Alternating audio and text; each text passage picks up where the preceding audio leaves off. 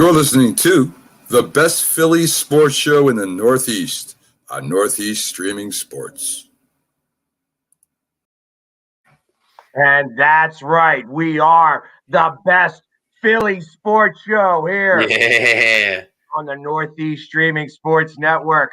I, of course, have the Philly sports guy with my main man, El Parcero Philly. There, What's going on, Philly sports guy? How you feeling today?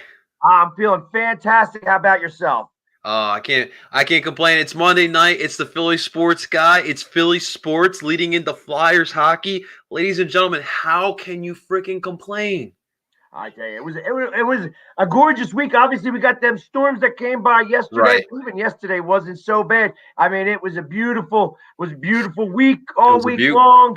You know, we had some trends that started, some trends that ended. It was good all the way around. So I'm actually, there's a lot to talk about in Philly sports this week, and we got to jump right into it. Like I said, it's there was a trade that happened this week in Philadelphia football. The Eagles pushed back a little bit and went from pick number 6 to pick 12.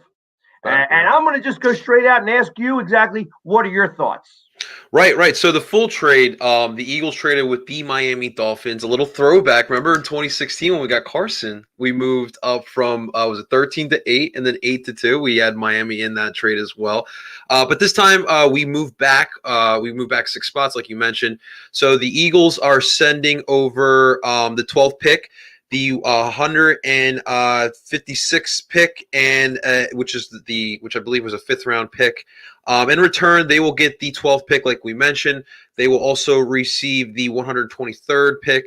It's a 4th round pick, so they move up in this draft. And the juiciest part of this draft, this trade, the Philly sports guy, we get another 1st round pick next year. So if we're keeping track, ladies and gentlemen, next season, the Eagles have the potential of having 3 first-round picks. Hopefully Carson does some favors for us over in Indianapolis. He plays 70% of those snaps. They make the playoffs and whatnot. And then we can get 3 first-round picks. That is the gist here. We've talked about this, Philly sports guy.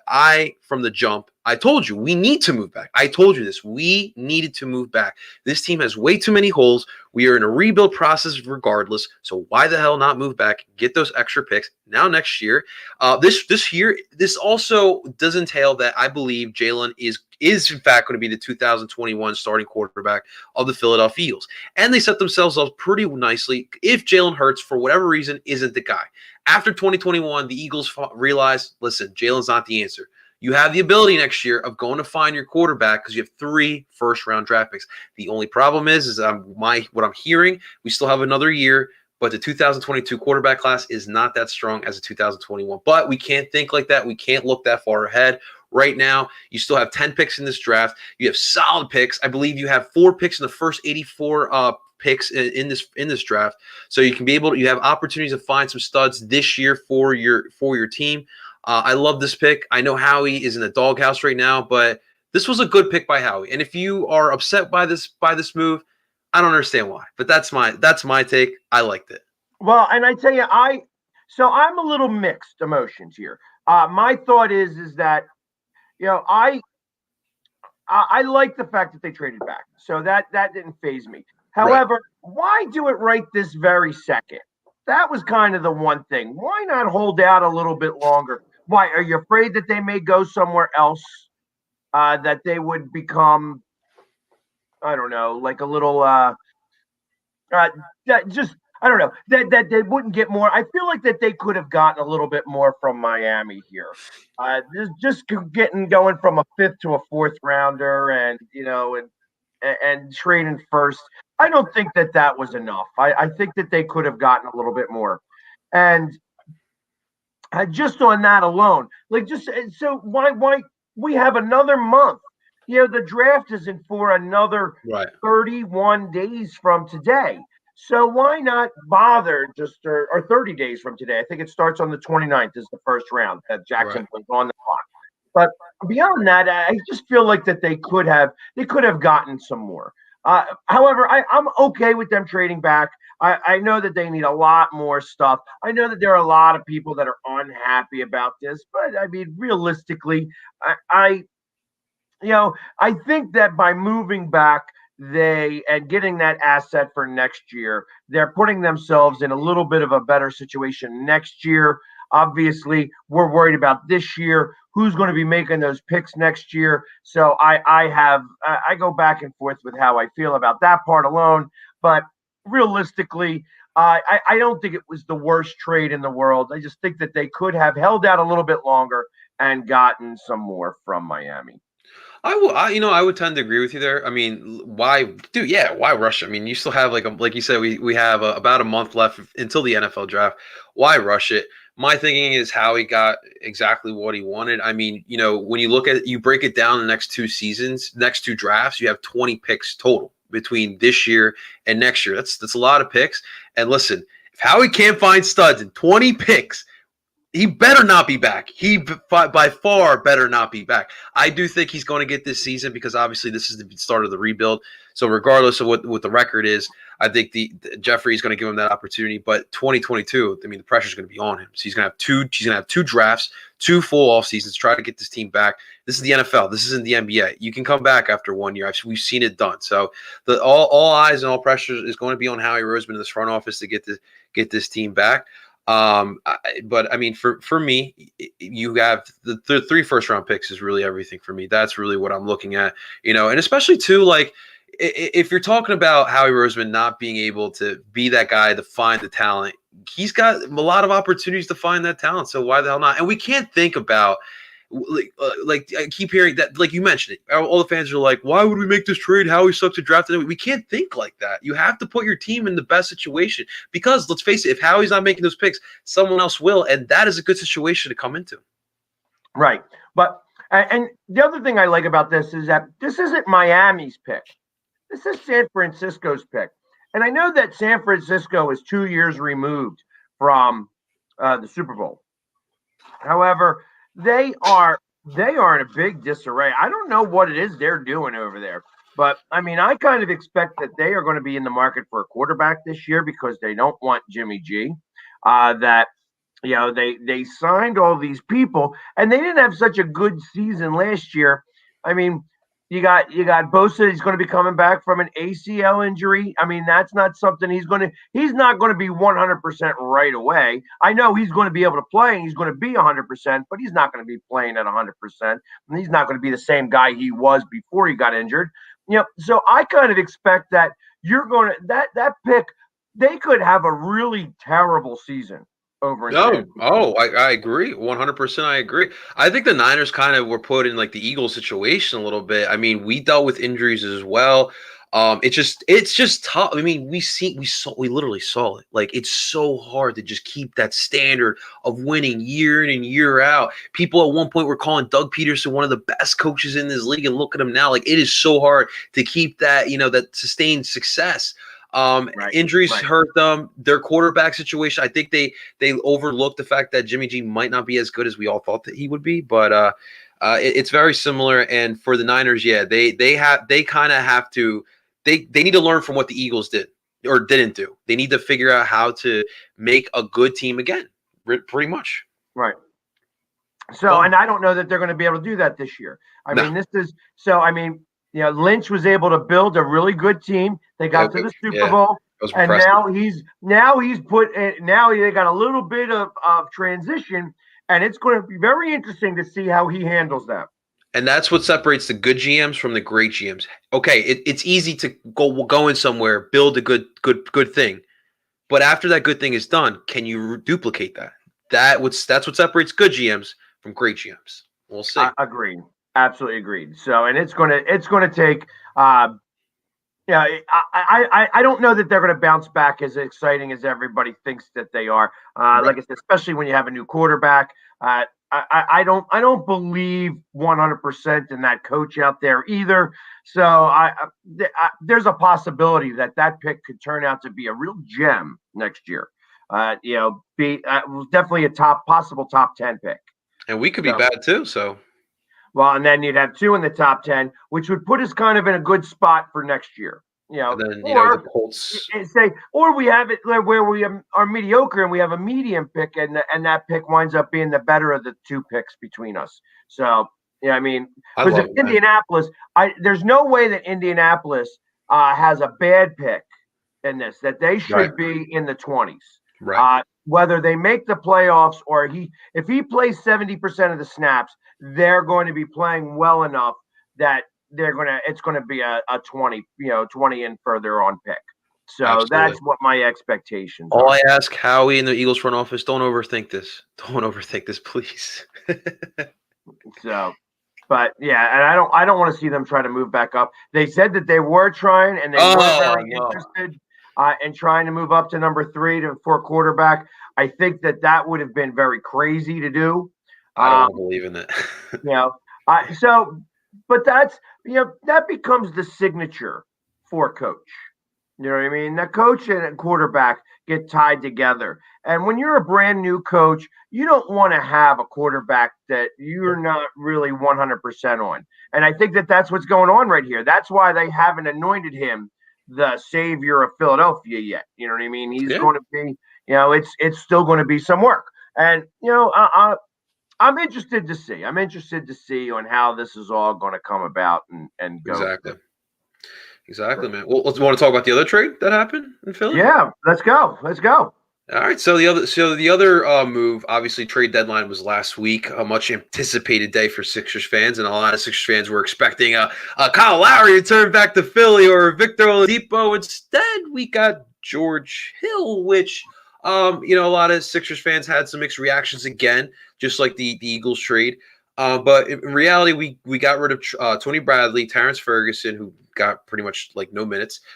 2 picks, I believe they were 2 future first round picks. And in return, we got George Hill and Iggy Besiktas, I think his name was, from the Knicks. It's like pretty much another Dakota Mathias, another player who's just going to suit up in a tracksuit just to sit on the bench to say we have enough players. But regardless, obviously George Hill is the gist of this trade. We all know George Hill. He's been in this league for a while. He's been a consistent veteran point guard who's been solid. He's played for good playoff teams, and he's now at the point where he's like 34 years old. He's coming off a thumb injury, and his timetable, he's obviously coming over here as an injured player, but he should, from my understanding, he should be returning back to practice by the end of this week. He had a little thumb surgery, I believe in early February, only for precautionary reasons, just so he doesn't have further complications with that thumb. He hasn't played since January 12th. So I understand a little bit of concern with injury. I mean, it is Philadelphia sports. We all know injuries in Philly sports are very synonymous with one another. But no, this is a guy who I believe pretty much gives you what Tyrese Maxey gives you, but he adds the shooting part. He is, like I said, he's like a 13, 14-year veteran. He's been there. He's done that. He's played for some good teams, so he's going to bring over that veteran leadership to another veteran voice. I thought this was a solid trade for the Sixers. You really didn't give up much. I know Tony Bradley had a good stretch when we returned back to break, but guys, you're really going to lose sleep over Tony Bradley? No, right, not even in the slightest bit. Not even in the slightest bit. And my expectations is that we will. I was happy that they did not give up the world for Lowry. I didn't think that was a bad trade. I didn't think he was worth it. I think that they were trying to rape us, and and they weren't going to let him. That was, and I feel that was a really good move for them to stand pat. I like the team. I like the chemistry this team's got. I like the bench that this team has got. And of course, it blows up right in our face right away, because against the Lakers, not 6 minutes into the game, we have Dwight Howard get kicked out of the game. On such a fugazi call in the first place, it was so ridiculous that he got booted out. Even Shaquille O'Neal was like, "Oh, what? Everybody came here to see the refs? You got 2 guys going at it with each other. You got the one guy pushing the other guy, and they throw out Howard. That it's Howard's fault. Are you kidding me? That was ridiculous. I mean, that was such a bad call, bad idea to do. It's like, come on, guys, what are you doing? What is that? What is that? But pretty much, But I tell you what, the one thing I will say, picking up Howard has been a very good pickup. Both of him and Green. Two things. One, they got their rings that night. You know what I mean? Cool. And, That was pretty cool. They were doing. It was funny because they did a TikTok in the middle of that where they did the spin. You know what I mean? It's like turn around. You know, and it was funny how they did that. But they have been really both. I mean, Dwight Howard has been like a fan favorite. He pumps up the crowd. He gets the things going. When he's at home, he's always trying to get us free Frosties. Free Frosties and free fries. I think he's always getting crazy with it. He's like doing his thing. And I tell you what, Philadelphia eats that stuff up. You know what I mean? When you're going to play to the crowd a little bit, you better be able to play hard and do that. And I tell you what, I feel like the refs kicked him out of that game because it would have been a blowout otherwise. I think he was so dominant against when he blocked that one shot. I mean, the guy went down to the ground. I mean, it was such a massive block. He had 6 points already. He had only played 4 minutes or 5 minutes, and he gets kicked out. You know what I mean? It was just it was so ridiculous for the ref to do that. And then, of course, he wasn't even the one that did the push. He's got his hands up in the air, and he's the one that gets ejected. Get out of here. You know what I mean? These refs stink sometimes. You know, I don't know. But I tell you, I love the, and Green has been hot. He has been on fire lately. Now, I know that once we get into the playoffs, he's about a 33% three-point shooter. I'd love to see him get closer to 40%. But you know what? He's been clutch, and he's been scoring points lately. And of course, these are the dog days of the season. You know, as we get closer to the playoffs, that's where it's going to be a lot more important. Exactly. So I hope that he can really, keep hold and do that. And then of course we got Korkmaz, who's doing all right. I tell you what, also I like this other guy from the G League, and he's got a name on his back, but it's not the name that they call him out. So I still don't even really know what his name is. Shake Milton? Not Shake Milton. No. Paul Reed? Paul Reed, I guess his name is. Paul Reed. Yeah. Isaiah Joe sometimes gets minutes as well. He's going back and forth between the G League and the Sixers. Paul Reed actually just signed an NBA contract. He's now a Sixers player, not full time. Yeah, that's because he's been doing pretty well. Yeah, I mean, he's been playing pretty well. G League MVP. Well, it was the G League, and of course they lost the championship out there. But I mean, he got really good minutes. I mean, he was doing his thing down there. I mean, to be the MVP down there, and then to come up here and have it equate to actually get some real minutes and to be able to do certain things out there is actually something worthwhile to see. So I'm glad that they're able to do that. And that's what I said too. Like at the deadline with that trade, like the Sixers really, in my opinion, they didn't get better. They also didn't get worse. You just move the concern from the point guard position now to the center position. But in the league in 2021, when everyone is trying to get that good guard play, that's actually a good problem to have. And I said it myself. I was like, I'm okay with it. Give Paul Reed those minutes. He deserves it. He's earned those minutes. Give Paul Reed those minutes. We will be fine. Want to allude back to what you said about Danny and Dwight getting those rings. I really felt like that was a moment where it could motivate the rest of the team. Like they just saw their teammates who they love dearly just get those rings, and it's like, let's get them more, and let's get ourselves some rings as well. So I really thought that was a very powerful moment that we really haven't been talking about. But no, I mean, this Sixers team is very well constructed. The way Daryl really kind of retooled this team to become a contender again is remarkable. And I think he's a front runner for Executive of the Year. We just mentioned those two players, Danny Green and Dwight Howard. Dwight Howard pretty much has given us more than what Al Horford was giving us last year at literally a small fraction of the cost. Dwight's here on a $2 million deal for one season, and he's giving us so much more. And then me, I love Al Horford. I know Sixers fans feel a little conflicted. I love Al. It just was a wrong move for us. Dwight's been giving us a lot. Danny Green, we were able to get him by getting rid of that Al Horford contract, and he's giving you contributions as a three-point shooter and a veteran. And right now, the Sixers team is well constructed. And like I said, I don't want to make any crazy moves. Let's see what we got with this team. Let's run it. And if it doesn't work, I'm okay with it. This free agency class next year is pretty darn good, where the Sixers can get themselves that fourth piece that could really take them over the edge over the Nets. But you get Kyle Lowry for free. Exactly. Or Levine. You can convince Levine. There's a lot of options out there. But I think the Sixers did well over the week, man. I'm really proud of them. I agree. I feel like that they didn't submit to public pressure, Right. and that was a big deal. That was the big deal. I know that everybody wanted to see him. Everybody wanted to see Kyle Lowry come back home, and I can appreciate that. But I'm glad that they didn't give up the world. And like I said, I think that as they're constructed right now, they beat the Nets. You know what I mean? Because everybody's putting the Nets in there. Actually, truth of the matter is, I think the Nets are going to wind up having to play the Bucks. We're going to have to wind up playing the Heat. And that's going to be an interesting game to watch. You know what's so funny, though, Philly sports guy?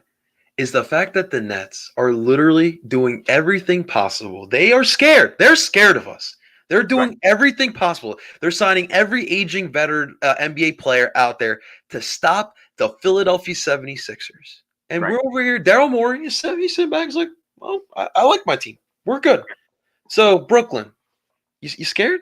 You scared, my guys? Because it's coming for you. Well, like the Philly sports guy says, we're coming for you. we need to get that too for the Sixers. That is exactly correct. Because they are scared.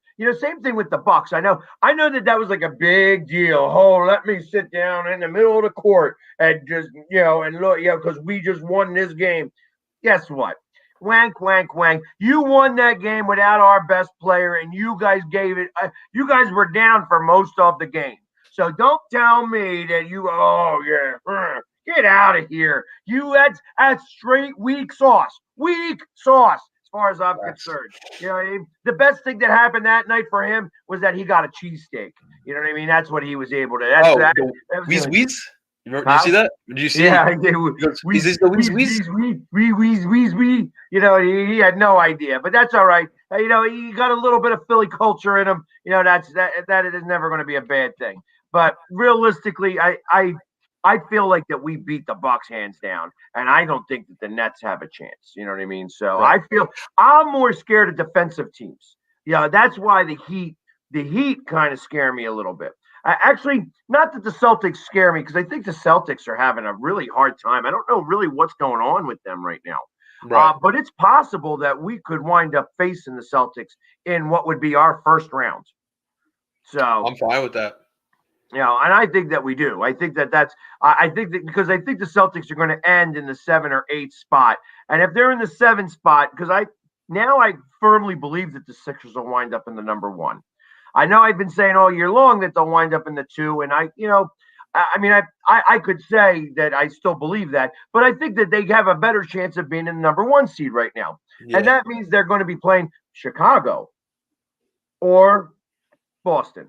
That's who I think is going to come in. Chicago made a lot of moves to get to that point, and they went all in a little bit, saying, hey, we're going to make it. We're going to be in the playoffs. We're going to try to make a splash in the playoffs. We're going to try to shock the world by beating the Sixers or the Bucks or the Nets. Right. That's right, man. I'm excited. I'm excited for the rest of the season, man. Well, I mean, speaking of excitement, Philly sports guy, we got a start of a season this week, my man. We have a start of a season. Yes, we do. Yes, we do. They're coming back home. They are coming home, and they lost today. They lost today. It was definitely not. They were packing their bags, is what I felt. It was like they weren't really interested in playing today. They're ready to come back home. And the interesting part is going to still be. We talked about it a couple of weeks ago. We got to mention it now because it really is going to be. Well, I know it's going to be the talk on one of the radio stations. That he is going to go at it every day. Every day he's going to mention that. As I sit here and I watch the guy fall through. Ty Domi. That Ty Domi fight and such. But that guy. but that's such a great moment. I remember that happening. Only in Philadelphia.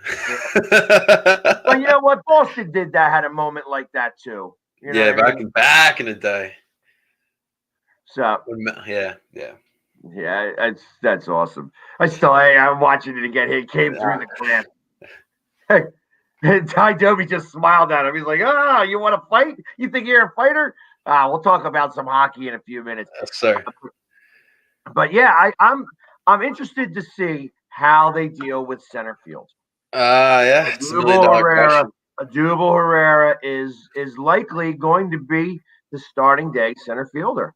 That realistically, he won the job because nobody else could take it over. I know. And Adam Hazley did come back, I think, last week, but it's just like 1 week to try to – it's hard.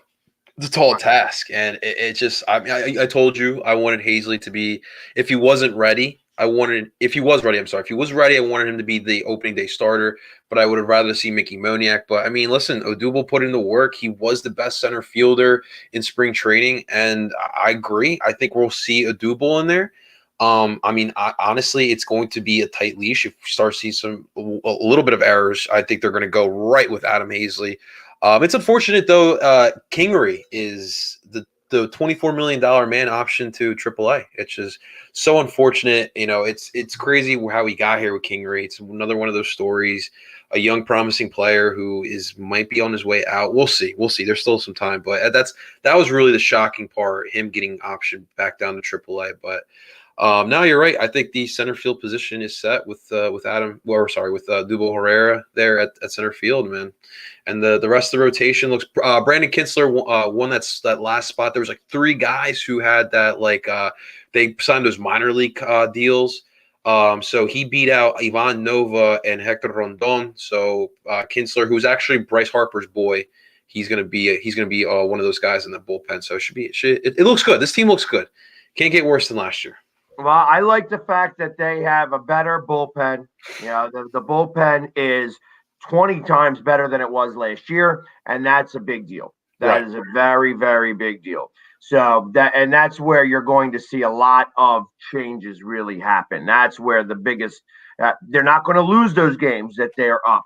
You know, at least not as many. I'm not saying that they're going to go perfect, but the Phillies scored the 5th most runs last year and didn't make the playoffs. We were ahead in 21 games that the bullpen lost. 21 games. Had they won 5 of those games, just the difference between 21 and 16 was actually 3 playoff spots. So if we would have just won 1 game in the last week, we would have made the playoffs. Correct. So that's a big deal. That's a big deal. That's really where I think that the biggest change is really going to be. I think this team still can put up a lot of runs. They're still going to hit a lot of runs, get a lot of runs across the plate. So, and now it's just up for the pitching to take care of their business. So my expectation is that I think the Phillies are still being picked to come in last place in the division because the division is so hard. But I think that they're going to be number 3.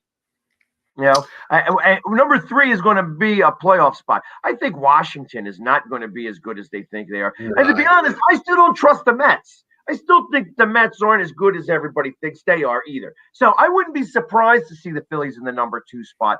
And that, like I said, had they won half of the games that they lost in the bullpen, 21 games, if they won 10 of those games, we would have had close to one of the best records in the league. I agree, man. So that's the difference. Those are the things that is going to make or break this team. The team needs to just play with flat-out confidence. I think it's clear as day. There's talent on this team. There is flat-out generational talent. You talk about JT Realmuto, Bryce Harper, even Aaron Nola. I'll put that in the category as well. This team just needs to go out there and play like they are the best. They need to believe it. They need to believe in it. And they think this bullpen, like I said, can't get any worse. I like some of the arms in there. I think that there is a group of guys there who are hungry, who have been written off, and I think they want to prove to the world that they deserve it. And I can't wait to see it. And like you said, this is hard, but I mean, I don't want to go this far. But to me, honestly, this team gives me like glimpses of like a little bit of that 93 team. That like underdog mentality. A lot of people are writing off this current Phillies team, and I think that they're going to go out there and they're going to want to prove a point this year. And that's why I'm so excited with the Phillies, because it's a Philadelphia team here. This is a team with a chip on their shoulder, and everyone is writing them off. But just like how we are in Philly, we love to prove people wrong, and I can't wait. I can't wait till Thursday, man. I'm ready, man. You can taste it in there. You can taste the bait. You can taste the peanuts and the leather, the grass, and just the diamond in general. Oh, I can't wait. Can't wait, man. Exactly. And I have some people asking if I'm going to be at opening day. Unfortunately, I am not going to be at opening day, but I am going to be there very soon thereafter. You're going to see me up against the Mets. So on that Tuesday, I'm going to be there, loud and proud, and in my Phillies gear, which you guys have, you may have seen it once, baby. You may have seen it once, but the pinstripes will be out, baby. I love it. That's what I'm talking about. It's going to be a lot of fun that day. It's definitely a great touch, man. I absolutely love that. Listen, guys, it's 162 games. I got a lot of those questions as well. The Philly Sports Guy and myself, we have to pace this out. There's 162 games. We have the NHL and the NBA seasons going full throttle right now. We have to pace this out, but we will both definitely be at those games, man. So yeah, I'm definitely, like I said, I'm going on the 6th, but we're still middle of the Flyers season, and we still are in a playoff hunt. I understand that they ain't been doing so hot.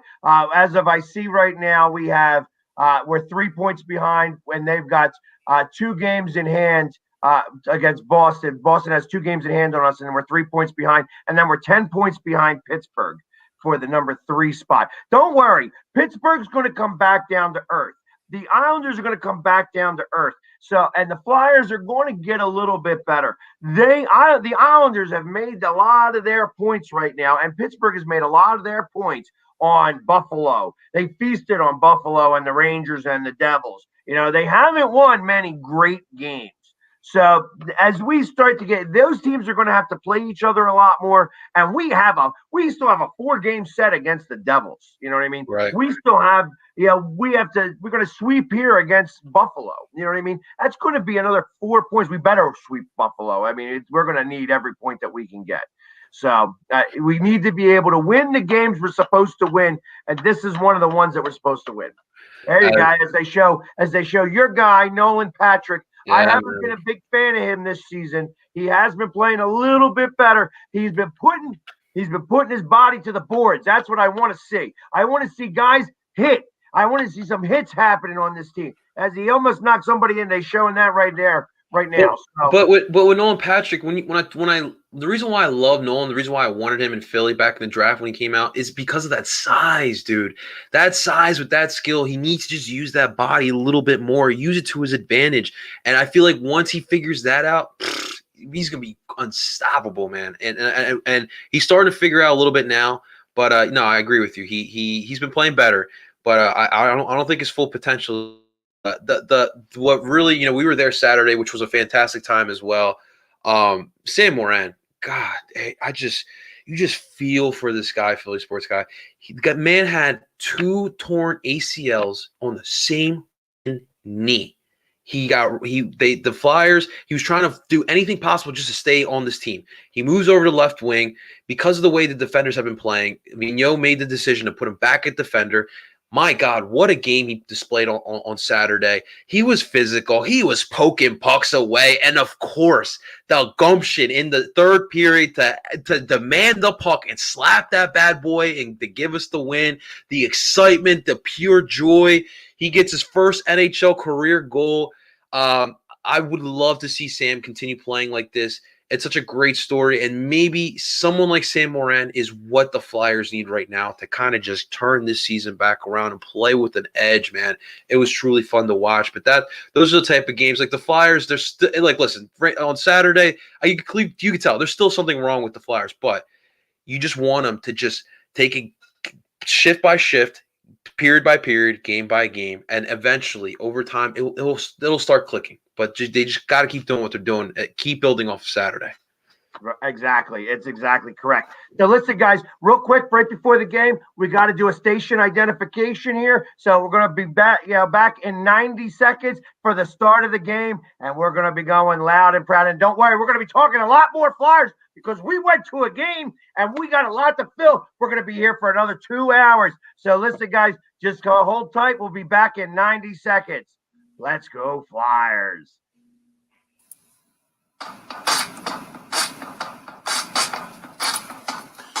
You're listening to Northeast Streaming Sports.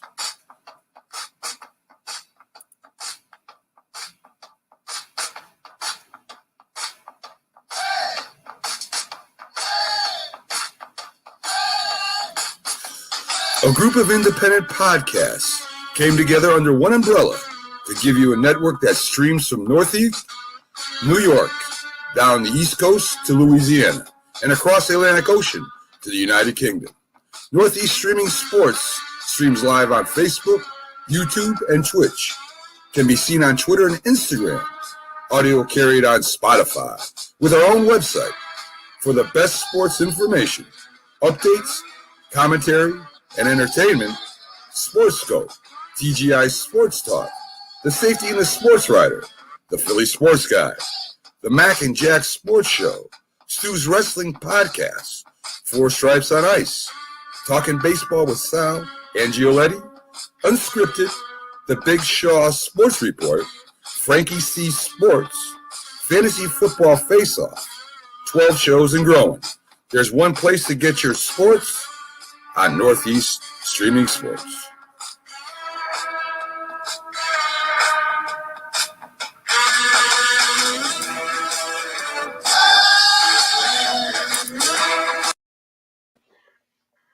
Wake up, Philadelphia, and let me hear you say the orange and the black. The orange and the black. Oh, we got a couple of games with the Sabers, and we're gonna take both of them, starting with tonight. I expect a big game from the Flyers tonight. I think that this is going to be one of the first times all season long where we see them put together a complete game. I think that the Flyers have the biggest possibility of going like we've been losing 5-1, 6-1. Tonight, I think we do it to them. I think that we spank them pretty handily. Maybe like 4-0, 5-0. I'd like to see it even more. I'd like to see them put the puck in the net. That's what I want to start seeing. I know that they've had a little bit of a hard time scoring some goals, but I think tonight's the night that we can start to right the ship. And it's no better team to do it against than literally than the Buffalo Sabres. Those poor fans up in Buffalo, man. They can't. At least they got the Bills now, so they can't really complain anymore, right? But no, you're right. This is a type of game where the Flyers just start a winning streak. For Christ's sakes, just start some sort of winning streak. Get some momentum rolling. This is the perfect opportunity for them. Like we were there on Saturday, like we just mentioned. That was a great performance. That's a type of performance that you can really like turn it around. But we've seen this before. And at this point, it's we can't keep talking. You got to start doing. And we need the Flyers to eventually get there. Like you said tonight, I want to see them continue playing the way they have. Just shift by shift, period by period, game by game. That's all it is. All it is. Focus on the right now. And with this team here, we played them, what was it, a month ago? It was like a weekend series, Saturday and Sunday. We played them back to back. We absolutely took it to those guys. It almost was a complete game. There was a couple of third period blunders in both games. And as we are getting ready for face-off here, I'm calling Flyers win. I'm calling a Flyers win. I'm going 2-0. Not as big, but I definitely think we'll get a clean sheet as Moose is in net. Moose. Yeah, so, and Moose has got, 2 shutouts in a row against them. You started or you got the puck dropped? Where are you at? I just dropped it now. All right. So, I'm at 950 right now. Yeah, for 3. We're only 3 seconds behind, which is even closer. So I'm at 1950. They're going through the forwards now. I expect the Flyers are going to get an early goal. Let's see this start off nice. Looks like I would have liked them to start off Marin tonight. Like I would have liked to see him be one of the starting guys. We got Provy and Braun. Got Sanheim and Myers. Moran is back. Moran and Ghost. Yeah, he's definitely playing. All right, now keep it in there. Look at that. Got to keep it in there. He got a guy with no stick. Oh, he went out and got one. Here we go. Provy to Brawny. Keep the pressure. Keep the pressure. Let's go. Let's go. It started off good. Started off well. Let's go. That was like a good minute in the zone. Still no Jack Eichel for Buffalo, right? Say again? Still no Jack Eichel for Buffalo? Yeah, I think he was out for the season. That's tough for Buffalo. Yeah, well, that was once they lost him, then that was the end of that. Ooh, nice shot. There you go. Your first shot on goal. Nice little slap shot by Coots. Flyers aggressive in the neutral zone tonight. There you go. Sanheim. Finish that hit. That's right. I want to see more bodies. You got to more guys getting hit. There you go. Come on, guys. Get to it. You're probably still a couple of seconds ahead of me. I'm trying to catch up. But where you at? 18, 7:59, 58, 57, 56, 55, 50. There you go. I'm at 48. All right. We're close enough. You might see it as half a second ahead of me. That's all right. I'll still cheer the same way. Oh, look at that. They got Acme in Buffalo. Oh, good to know. The Acme. The Acme is there. And Jägermeister. But I guess that's everywhere. That's the official liquor of the NHL. Yeah, I only like my Jägermeister with Red Bull. Yeah. Come on, guys, get the puck. Yeah, they seem very skittish with the puck. Yeah, the Sabres. Yeah. So we should take advantage of that. They seem very uneasy with the puck. Just keep pressuring them. They're going to fold. Eventually they will fold. But no, that was close. Good stuff by Moose. Moose being very alert so far. Let's go.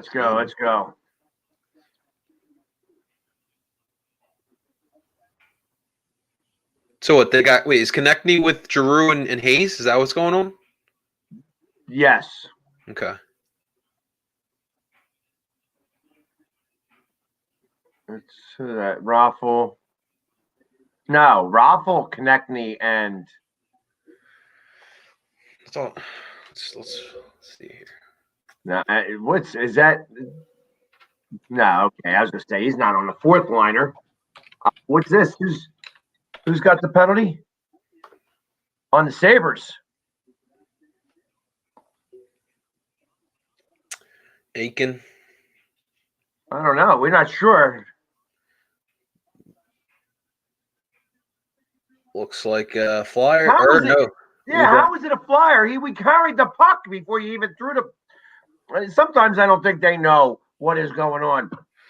So on Saturday, when the Philly Sports Guy and I were at the center, the Rangers went on, I believe, 4 power plays. They converted on the first one, but then the Flyers' power play kill was pretty solid after that.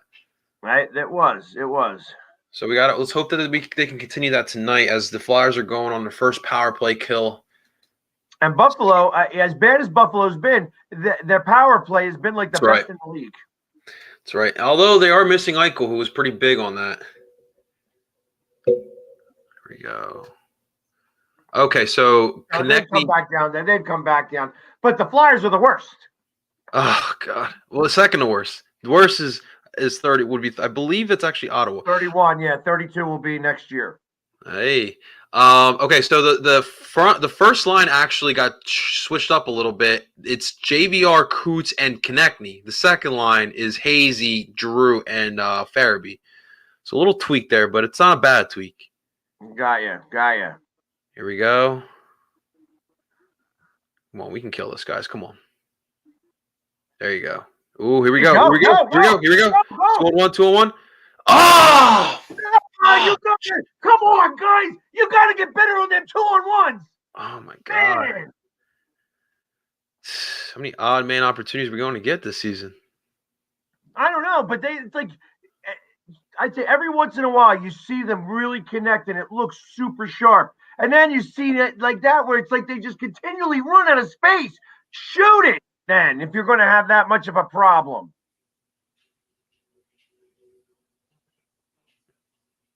Nice. There you go, Moose. Good save by Moose. Get it out. Come on. Get it. Don't give him anything. Sabres still with this puck here. Got about 15 seconds left in this power play. Oh, nice. There you go, Casey. Go. There you go. Nice. Listen, if you're not going to get goals, do the little things. And there you go, Hazy. That's right. Here we go. Oh, nice little. Wow, the poke check came to play tonight, Philly Sports Guy. Yeah, like I said, I think that Buffalo's a little skittish with their puck. Right. So that's. There we go.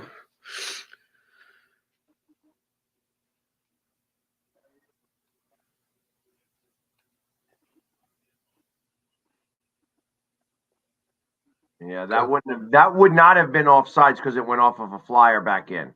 Right. Oof.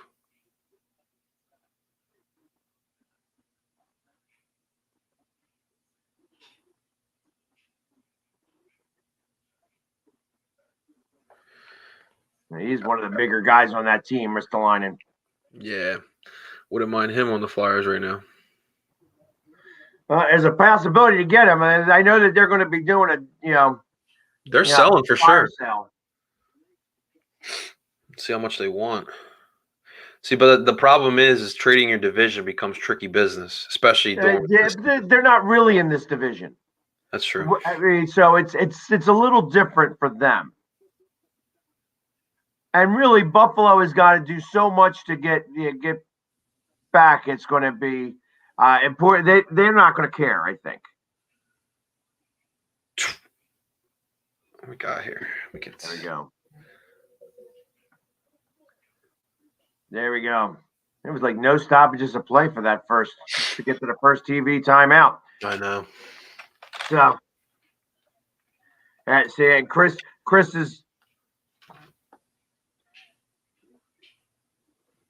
Palme saying the Sabres are selling they would want a lot for him. So, and I agree with that. I can imagine that it would be worth it.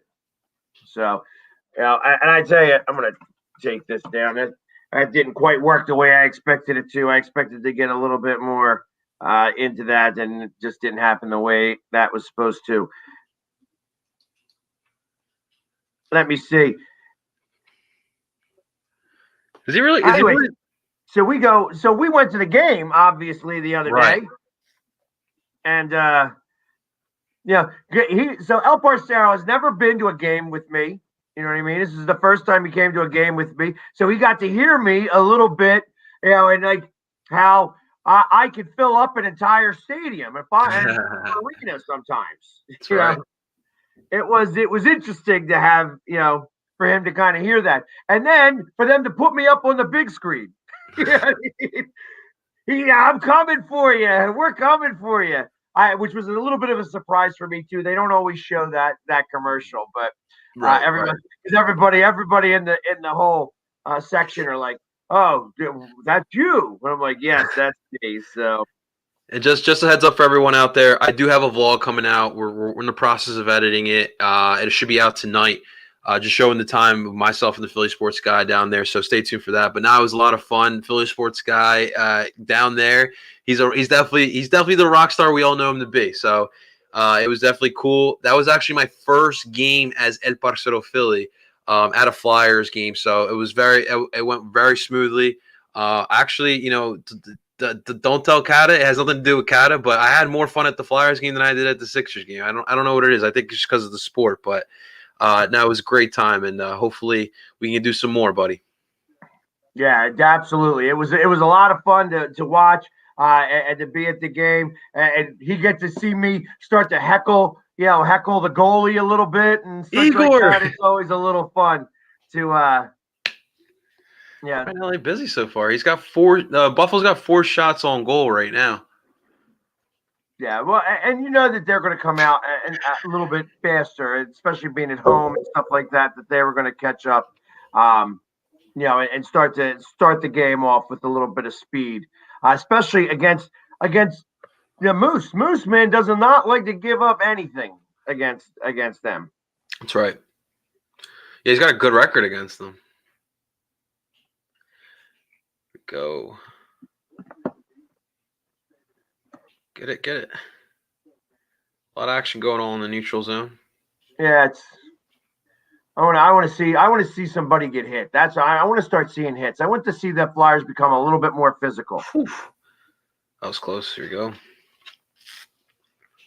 Nice. Don't give him anything. Yeah, I know that they're, Chris is mentioning that they're on a little bit of a losing streak right now. I'm not concerned about the losing streak because, when you're not playing, they're just not playing good hockey. They make too many mistakes, and you could tell they're another giveaway in the zone. Thank God, Elliott. That was a nice save by Elliott. That's already 5. That's 5 right now. No, I mean you're right. The beauty of it is it's in the middle of the season, so I mean there's still plenty of time to get it right, but they got to start. They got to start getting this right, and there's no excuse. This is a good team. I mean, it's really a lot of mental stuff going on, but I agree with you, man. I think that they're gonna slowly figure this out. Exactly, but at the moment, Reinhardt's been the one that scores all the goals against the Flyers. I think he's got 4 goals. They did have that first game. The first game is where they kicked off. They had 5 to start, and they won 5-1, and then they got shut out twice in a row. Right. And then we had the 5-4 game. The weekend series here, as they're showing the that 6-1 game we had against them early in the year. Right. That's what it is. 6-1. He was breaking plates. That was the first of many snowball games we've had this season, but we're going to turn this around, boys. Sabes win that face-off.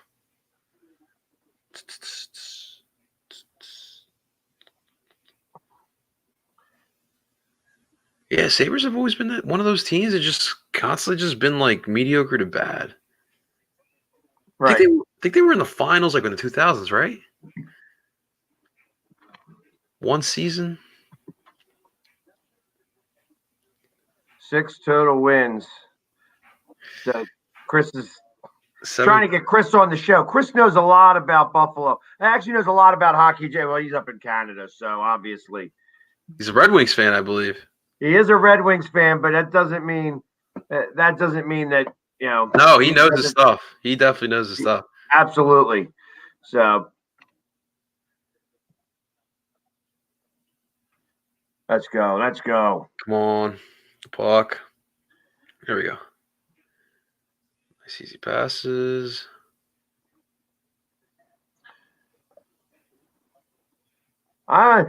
Don't text me about the Red Wings. Come on the show, Chris. Chris has a lot to say. I know he does. I don't want you to text me. I want you to talk to me. Oh, big hit.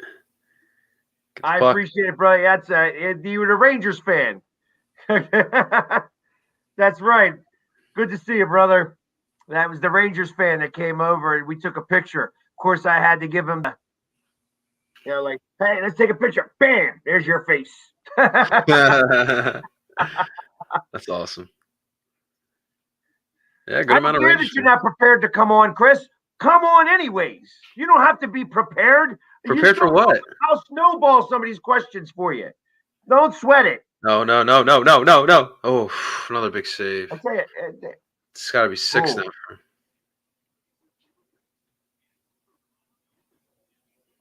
Oh, come on, get that.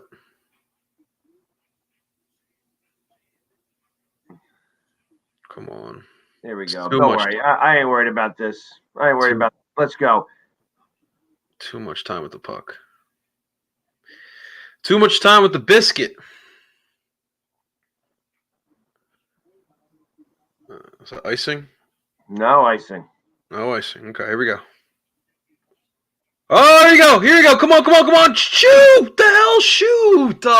Yeah, again, see, again, too handsy with the puck. Don't worry about passing that here you go. pass. Oh, another nice save by Brian Elliott. Right, exactly. And that was a 5-hole shot that he got the stick down for. Really, that should have been a goal.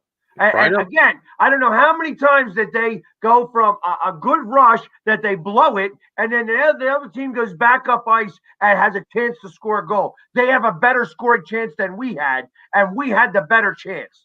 Realistically, I'm tired of them not being able to put the puck on the net. Shoot the puck. Yeah, Moose came to play though. That's a good thing. He's got the Sabres number. Oh yeah. Get the puck on net. That's what Jim Jackson's saying. You need to hear him a little bit louder. Maybe you can hear me all the way up in Buffalo if I start to tell you loud enough. Jeez. Either that or the cops will get called on you.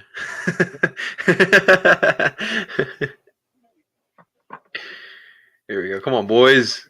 I get kicked out of my house. I'm the only one here. They're going to put you back in your cot in the Wells Fargo Center. Oof. Come on. Buffalo's doing a solid job on the forecheck too, man. Got to win those battles on the boards. Come on, TK. Come on, guys. Let's go. Come on. I want to see some pattern here. Let's go. What do we got here? All right, another TV timeout, ladies and gentlemen. Three shots as of right now, obviously Buffalo is playing a little bit better than the Flyers are. They're getting to these pucks faster and everything. Again, stop trying to do that extra pass. Stop it. Stop trying to be pansy with the puck. Put the puck on net. We are still, I don't know, understand why they can't listen to me. I don't know why it is. Am I speaking Greek? Am I speaking Swahili or something? I mean, obviously, all I want you to do, put the puck on net. I don't care if he stops play. We have one of the best face-offs in the league. One of the best face-offs in the league. I don't understand why we can't get on net, have him stop it, get an offensive zone face-off, back to the point and back on net again. What is so hard about that? Why is it that they continue to do that extra pass that never seems to be there? They're always trying to do a little bit something, so just a little touch into the net. Shoot the puck. You said it best. You said it best, man.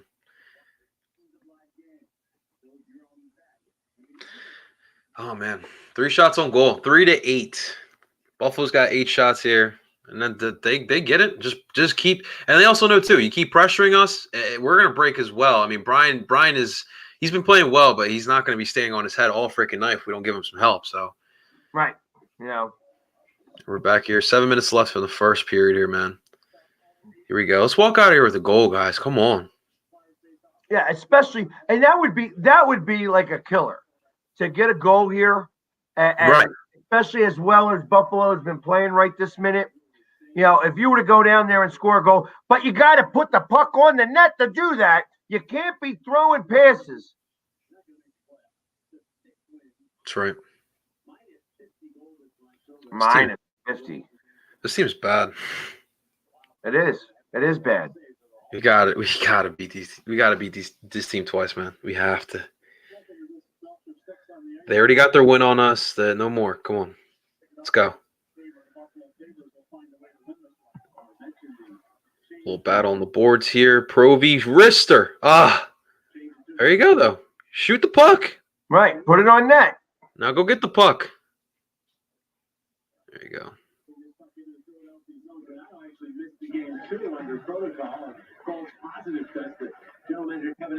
Oh, that was close. Come on. Granato's been back now. This is his second game back. Angle shot there. There you go, TK. Yo, TK does not care. He will pick a fight with anyone. Now he's got like a whole 9 inches on TK, too. God. Who is that? That guy's huge. Who is that? That was Thompson. Is that Thompson he was up against? Dude, I'll take that guy on the Flyers. He's off to a good start in this one. Backing up his teammates here to start this one as they wait to get this game going. 9 for 9. That means he is top 96. Yeah, man. 9 saves by Brian Elliott. He's been big so far. Right. He's the reason. And I tell you, he's literally saved 2 that should have been goals. Right.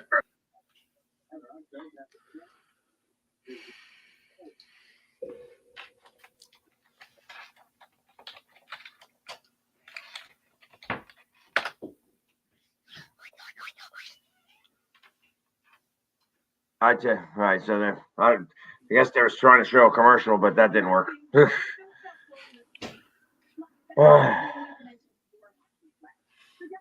we go. What's his name? Let's go. Let's go. Flyers get the puck out to center. Waffle looking for either Blackmore or Dave Bell. Virginia was particularly full of praise for this line. Right, because they have been the hardest working line. See, that's what you do. Keep putting it on net. Just keep putting it on net.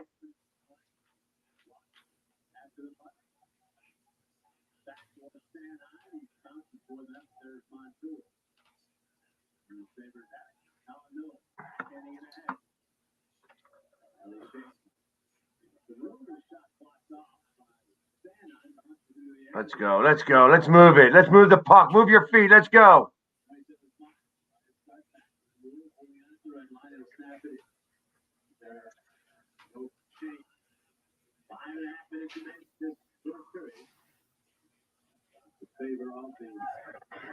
Sabers. There we go. That's a nice thing. No, it didn't make it. All right, go up ice. Let's go. Those are nice passes. That's right. There you go. Then, but I was gonna say you got to make sure it gets on net. If you're gonna pass it like that, make sure you put it on net. Right.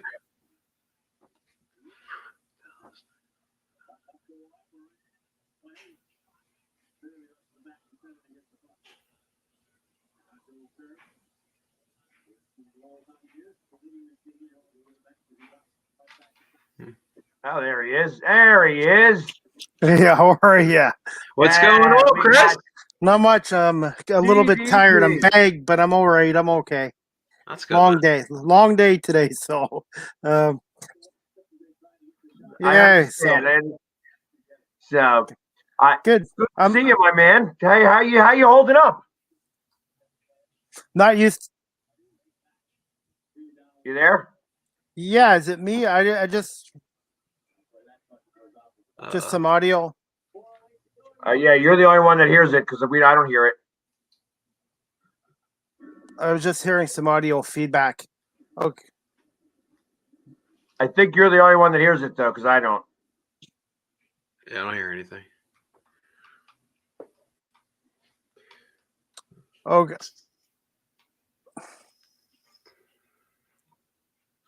What's this guy's name? Okay. I guess I can hear you guys loud and clear. It's just I was getting back some audio feedback. Oh, okay. Well, yeah, you're the only one that's getting it, so I'm okay with that as long as it's only you. I got my Red Wings hat on. Yeah, I saw that. Yeah, we know that you're an Eagles fan though, so I'm gonna give you the pass. How are the Wings doing so far? They're in a rebuild, but I think by next year start competing. Yeah. So do you think? So obviously the trade deadline coming up, and they're definitely one of those teams that are still rebuilding. Do you see them going after selling off some of their parts? The Red Wings. Yes. Any good defenders you guys can give us? Danny DeKaiser, Bobby Ryan. Bobby Ryan's a big power forward. Danny DeKaiser is a solid defenseman. You guys can have Thomas Grice. We don't want him. We don't want Thomas Grice. You can have him. Wait, you guys have Bobby Ryan? Yeah, son. Yeah. What the heck? When did he get to Detroit? This year. Steve Yzerman signed him. Well, Ottawa didn't want to sign him back. He muted himself. Who muted him? I didn't mute him. I think he muted himself by accident. It's all good. You're on mute. You're muted, Chris. Unmute yourself. Go. All right. 6-9. Flyers getting their shots up here. Still 0-0. We got less than 4 minutes left here in the first period, guys. Oh, your mic isn't connected. Yeah, I think he'll be back in a minute. He's having some technical difficulties up in Canada. Nice stuff.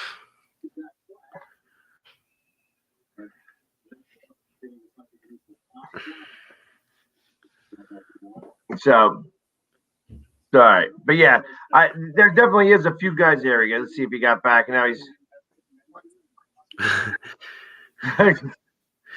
He's there. He's working it out. No worries. Face off near the blue line. Let's go. I want to see them put a puck in the net. Give us something, guys.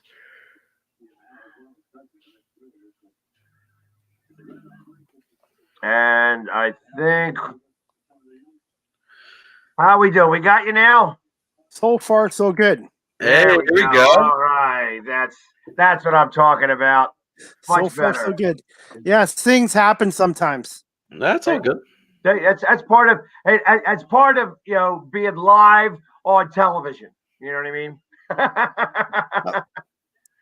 so, but we were talking about how the Red Wings, obviously they are rebuilding. Do you think Steve's going to sell off some of the parts? Yes, and I think the Buffalo too. Right. Well, I think Buffalo definitely. But I'm interested because I think that the Flyers are also. I mean, this next week and a half is really going to be telling for them. I don't expect that. I think that the general manager and even the Flyers coaching staff understands that this team isn't very good very much, right now.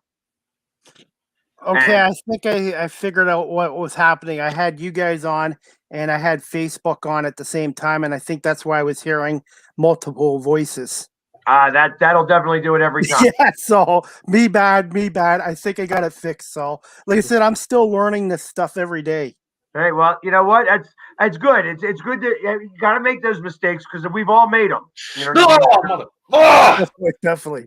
But I was gonna say now you guys can hear me. The Red Wings, we're not gonna make the playoffs this year. Steve Yzerman will make some trades if we get good draft picks. So I do think Thomas Grice, a goaltender, is going to be available. Danny Kaiser, a defenseman who's a decent defenseman, a number 4, number 5. Bobby Ryan.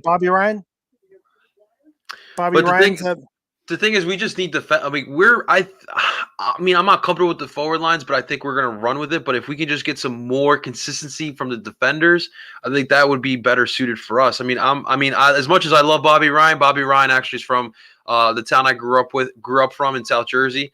I would love him here, but we just don't have a need for anything like that. We just need someone who could straight up play defense. We have a bunch of defenders who are pretty solid with the stick. Mm-hmm. But when it comes to tracking back and defending, it gets tough. So that's really what we're looking for here. That's why we're looking at guys like Ekholm and Ristolainen and what was it, Dougie Hamilton, guys like that.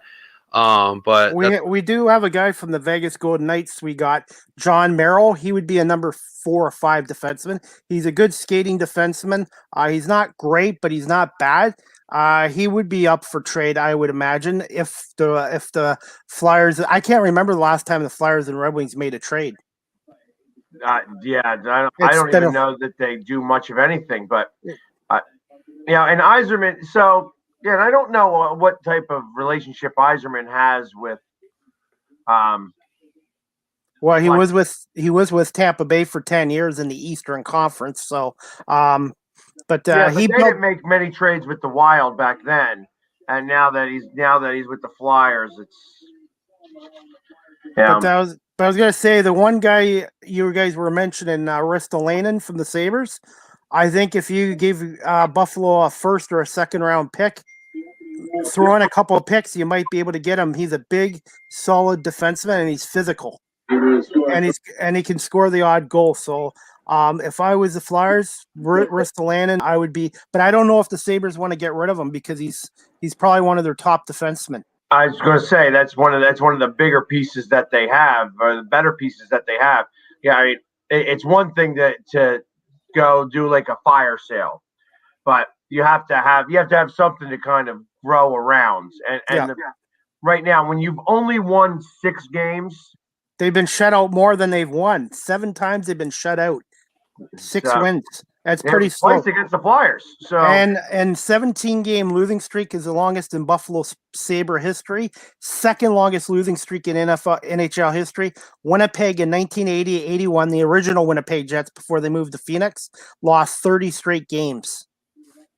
That was part of the reason why they went to Phoenix. Well, yeah.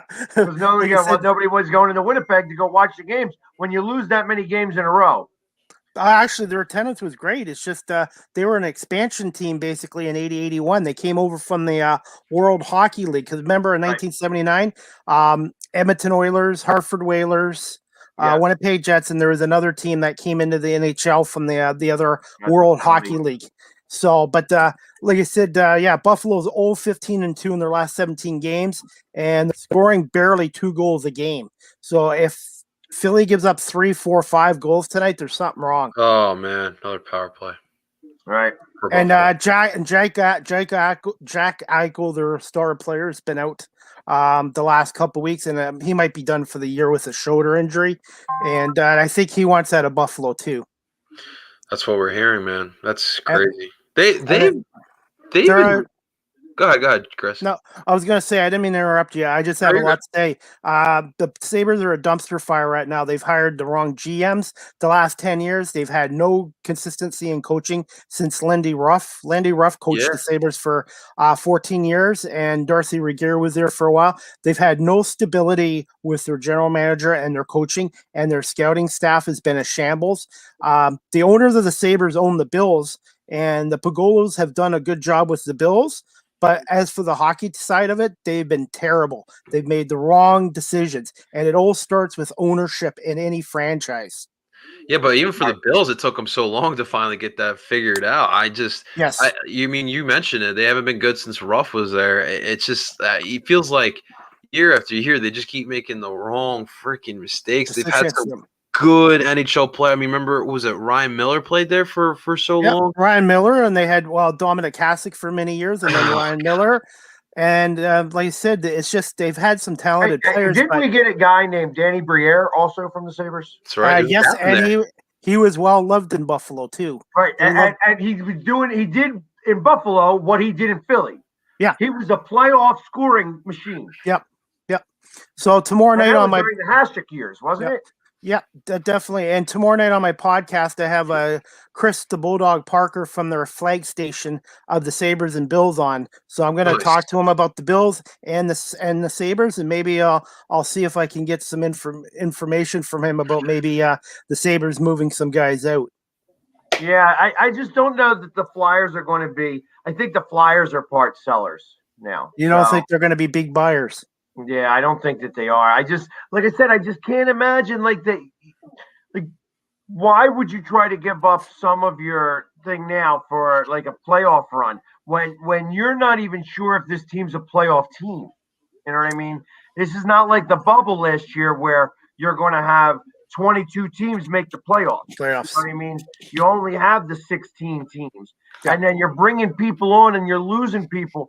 You set up your entire year this year. I feel like the trading deadline this year is not going to be very big because everybody's set themselves up for the Seattle expansion draft. Yep. because they all know what happened with the Vegas expansion draft that they learned. Vegas was able to go to the Cup that year on a lot of low tier A players and high tier B players. That because Vegas was really smart in how they drafted that. They just says, hey, listen, oh, you're. I mean, they just drafted really well. Seattle's not going to have that luxury. Seattle is not going to start off as great as Vegas did because all these teams got smart. So definitely. Like I said, what Vegas did probably will never happen again. Making the Stanley Cup or a championship in their expansion year. Didn't Florida do that though? No, Florida did it in their, I think, third or fourth year. Oh, okay. That was with Bobby Clark being the GM. GM and who was their coach? Doug McLean, former Red Wings assistant coach. Pablo Doug Berry. McLean. Yep. And they called it the Rats. They threw the Rats out on the ice. Yep. I remember that. Oh yeah. And that was 2 years after they let him go here in Philly, and then Ed Snyder says, "You got to come back. I need you back." So that was for the Jay Snyder years. Well, Jay Snyder was the GM of the Flyers, and Bobby took him to the Stanley Cup. But I feel like that happens sometimes, that you have somebody who can go in there and put together a team, get them to the championship. Again, he didn't win that Stanley Cup, but they were able to get there, and then they didn't get back there again. You know what I mean? It's like they trailed off. It was really set up for one season. I'll tell you this: the Stanley Cup is so hard to get to, let alone win it. So I was spoiled in Detroit for a while there, but Detroit also went 42 years without winning a cup. So, like I said, I know what it's like in Philly because you guys haven't won a cup since '75. So I really do. I want the Wings to win more cups in the future, but this year with the Red Wings being in a rebuild for next year, I really hope Philly does well this year, and I would like to see you guys get back to the finals and get the Stanley Cup because, like I said, I think Philly's one of the best hockey cities in the States. We get that 97 rematch one day. That would be nice. I think it's still going to be a little bit off yet because you guys are a little bit ahead of us, but hopefully in the next Steve Yzerman will work his magic. He's one of the best general managers in hockey, and he's basically the Bobby Clark is the Philly Steve Yzerman, Gordie Howe. Like I said, he's a legend in Detroit. So, well, you know what? I agree that he's a legend in Detroit. You know what I mean? But I don't know that always equates to being a great GM. That's true, but that's true. No, you make good points. Hey, Wayne Gretzky is one of the greatest players of all time. Lousy head coach. Sometimes Phil Jackson, one of the greatest NBA coaches of all time. Lousy general manager, lousy president of the Knicks. It was a disaster. So I agree with you. You forgot the worst one. Michael Jordan. Oh yeah, Michael Jordan. Yep. Terrible. Yeah, that's true. But Yzerman has a track record of being the GM of Tampa Bay for 10 years, and he did put that team that won the Stanley Cup together. He built that team, and he hired John Cooper. So I trust number 19 to turn us around because of the 10 years he was in Tampa Bay. Well, and it's funny that you say it like that though, because he took over a cup team and never won a cup during this time, and then left, and then they won a cup. Yeah, but he got them to a cup in 15 against Chicago, and unfortunately they didn't get it done against Chicago. But like I said, he built that franchise, and the owner wanted to keep him, but he wanted to come back to Detroit because Yzerman is a Detroiter, and it's like Isaiah Thomas. You think of him, you think of the Pistons. Detroit's a great sports city, and their athletes, their stars are loyal to the city. Even Matt Stafford didn't want to leave Detroit, even though the Lions wanted to get rid of him. He loved it in Detroit. But I think they made the right move trading them. I agree. I think that although I don't look at it as now that LA is now a Super Bowl contender. I don't think Matt Stafford was that great of a quarterback that now all of a sudden that he's going to be so much better than Jared Goff was. So, well, I think Goff is still young. He's only 26, and I think he could be a good quarterback, but the Lions are in a rebuild. Like I said, all my teams right now are pretty well in rebuilds. The Eagles are in a rebuild, the Red Wings, the Pistons, the Tigers. So I've just got to be patient. And when you're a fan of a team, you're going to have decades and some years where it's going to suck, and you got to just stick through it, get through it. And I'm hoping next year the Eagles might shock some of us. Well, and that's so it's funny that you say it like that because it's kind of the same way that I feel about the Phillies this year. In 2017, 2017, nobody thought the Eagles were going to do anything. It was a surprise that really we started to come out and win, and then they started to put it together and win. Next thing you know, that we're going into the playoffs and the number 1 seed, and then underdog win. So that's not been done before, especially being a home dog. But home dogs in the playoffs always win. It seems that way. Even they got that type of mentality going. I feel like the Phillies are about the exact same spot where nobody expects anything. They're expected to be bringing up the rear, and that's when you get to surprise people. That's when things really start to happen. Well, like I said, I'm hoping the Tigers do the same thing. The Tigers have had like the number 1 pick in the draft, probably I think 3 out of the last 4 years. They got all these young stud pitchers, and they've got some veterans in that. I'm hoping the Tigers might surprise some people, but we're in a tough division in the AL Central. The White Sox are going to be good. The Twins are going to be good. Yeah, I'm hoping the Tigers this year can win. I'm being realistic, probably 70 to 72 games, but I just want to see progress and improvement from the young guys. So if they win more than that, I'll be happy as anything. But like I said, you never know. You just never know. Yeah, I mean, and they said going back to hockey.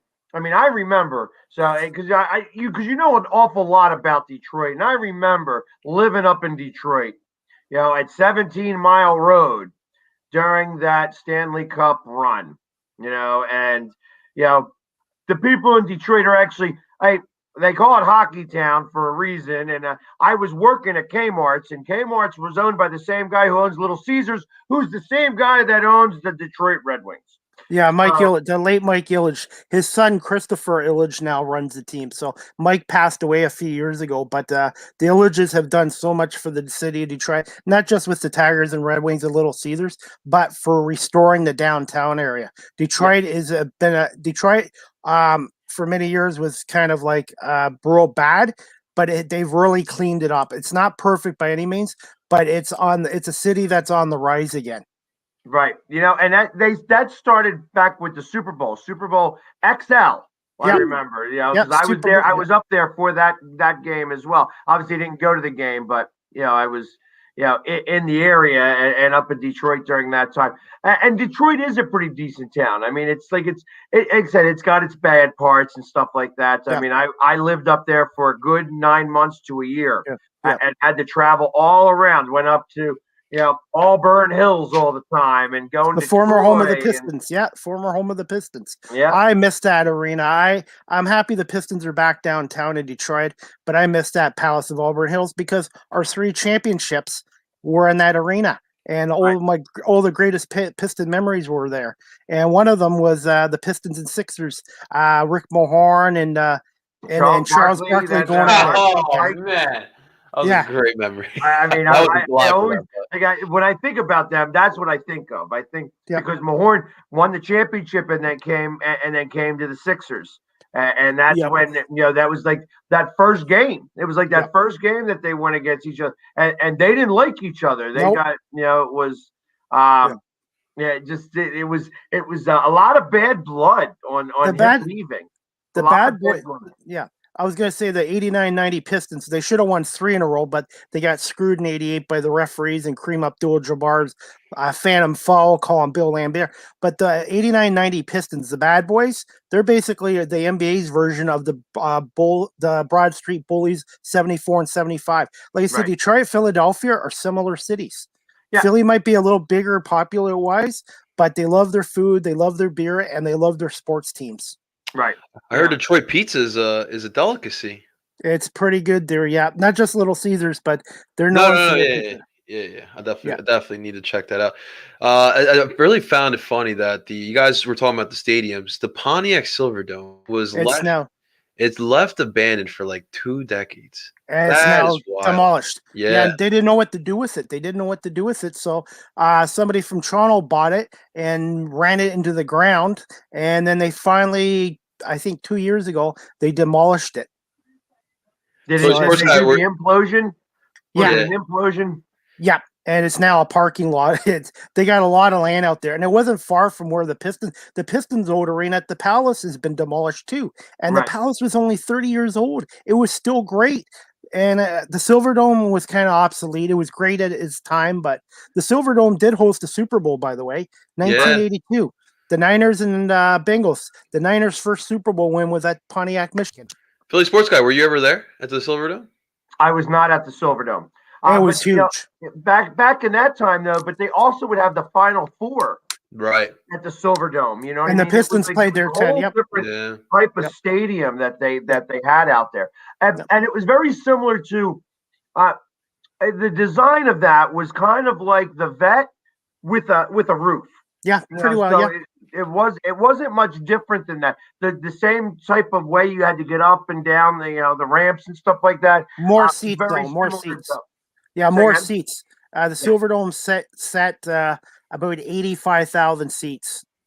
About 85. Yeah. I went there a couple times, so and I even got a ticket stub from the last time I went there. So, but yeah, like I said, Ford Field I haven't been to, but it looks really nice, and I'm hoping to go to a game there at some point. I think the Eagles are there this year. They are there this year. In fact, I was talking to my buddy, the super fan from Detroit today. He was asking me if I was going to the draft. And he's like, I don't worry. You're more than welcome to stay at my place so that we're going to the game when I come up there. So, because he likes to go to every game out there. So, like, he goes to every away game for Detroit, as many as he can. But I kind of expect that we're going to be there for Thanksgiving because I tell you, for some reason they love having the Eagles play on Thanksgiving. Yeah, and it's a Detroit tradition because the Lions were one of the first teams to have the Thanksgiving game. Actually, they had it before the Cowboys did. Right. That's right. But I was gonna say, what was I gonna say? Crap! I hate that. I was gonna say something to you guys, and I just completely forgot. Once Detroit gets an MLS team, that's when I will travel to some sporting events. They are looking to get a team. That's right. But they wanted to play at Ford Field, and the league said no. Ford Field's too big. They want more of a 20,000 seat stadium instead of them playing in 65,000. So Detroit would probably like soccer. They do have a Detroit soccer team. Yeah, they did in the past. They called the Detroit Express. They played in the old national North American sports soccer. Good times, man. Detroit Express. If you want to Google that, but they do have a bit of a history with soccer. So they should have a soccer team at some point. So here's the thing: for expansion teams in the MLS, the MLS is looking for people who are willing to invest money. And they are looking for downtown stadiums. The Union were lucky because it was right before they required downtown stadiums. That's why we were able to play outside of Philadelphia. But now these expansion teams need to come with a good plan and need to come with a downtown stadium. You look at these new expansion teams, that's what they're doing.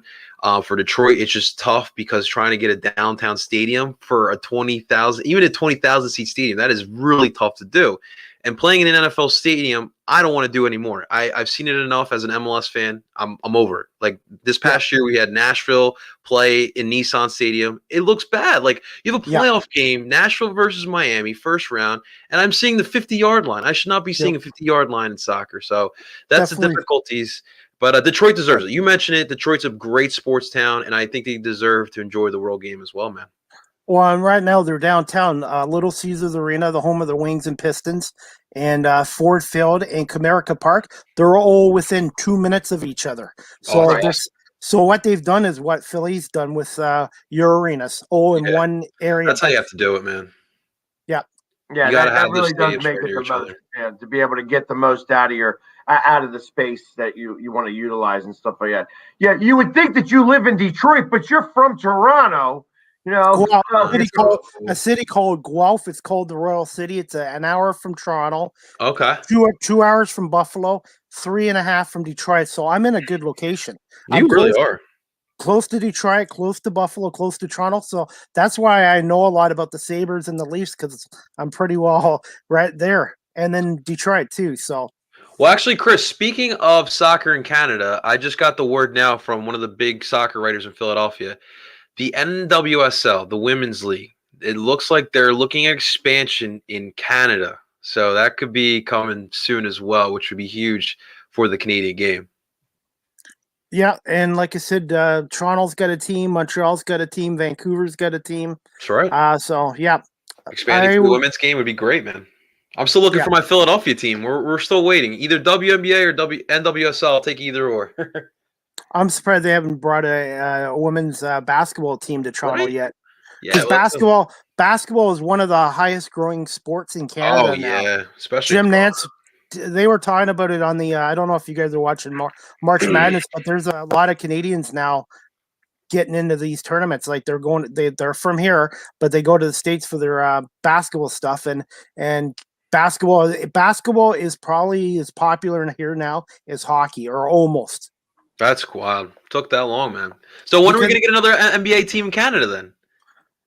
You know what? I think Vancouver now would be ready for one when they got their team before though.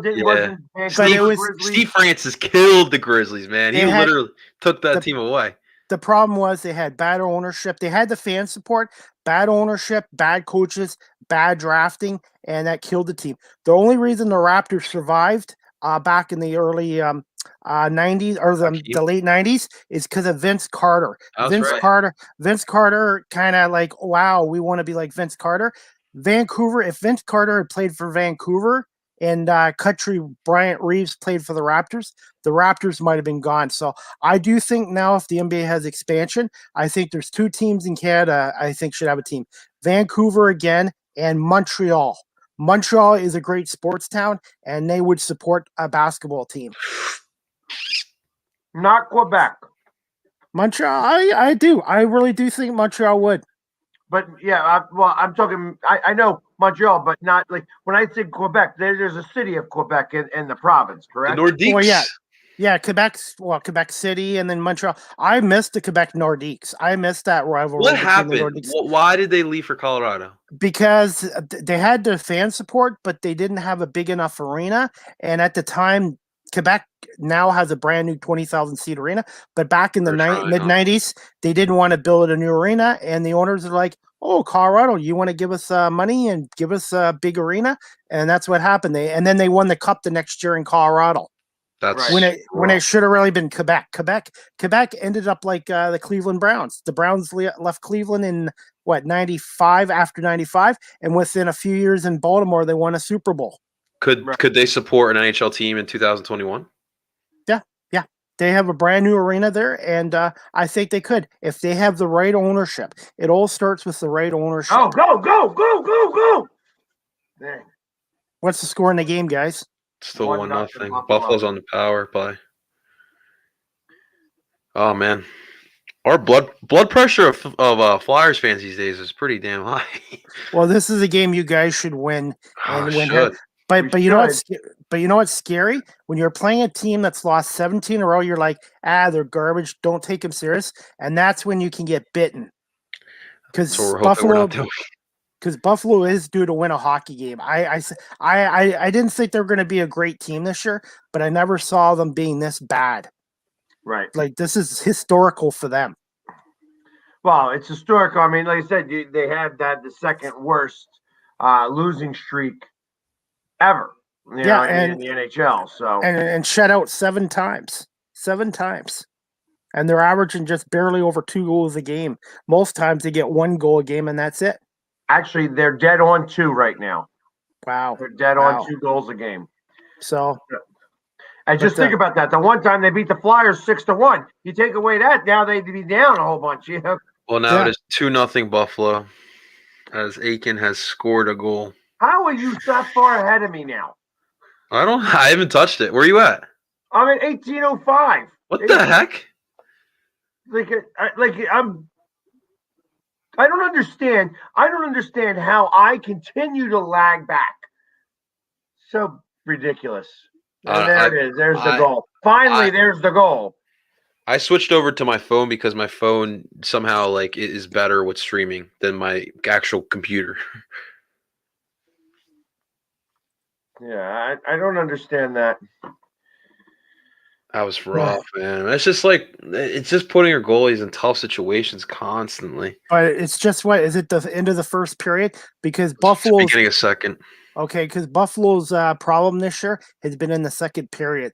They've been destroyed in the second period of every game this year. So, well, the problem is the Flyers they have 8 shots on goal. Buffalo's got 13. They're beating them in that category. I'm sorry, 8-14. We got 8 shots for Flyers, 14 for the Sabers. And the Sabers have traded Eric Staal to Montreal recently too. So yeah, I saw that. Yeah, but I do think they're going to make some more trades.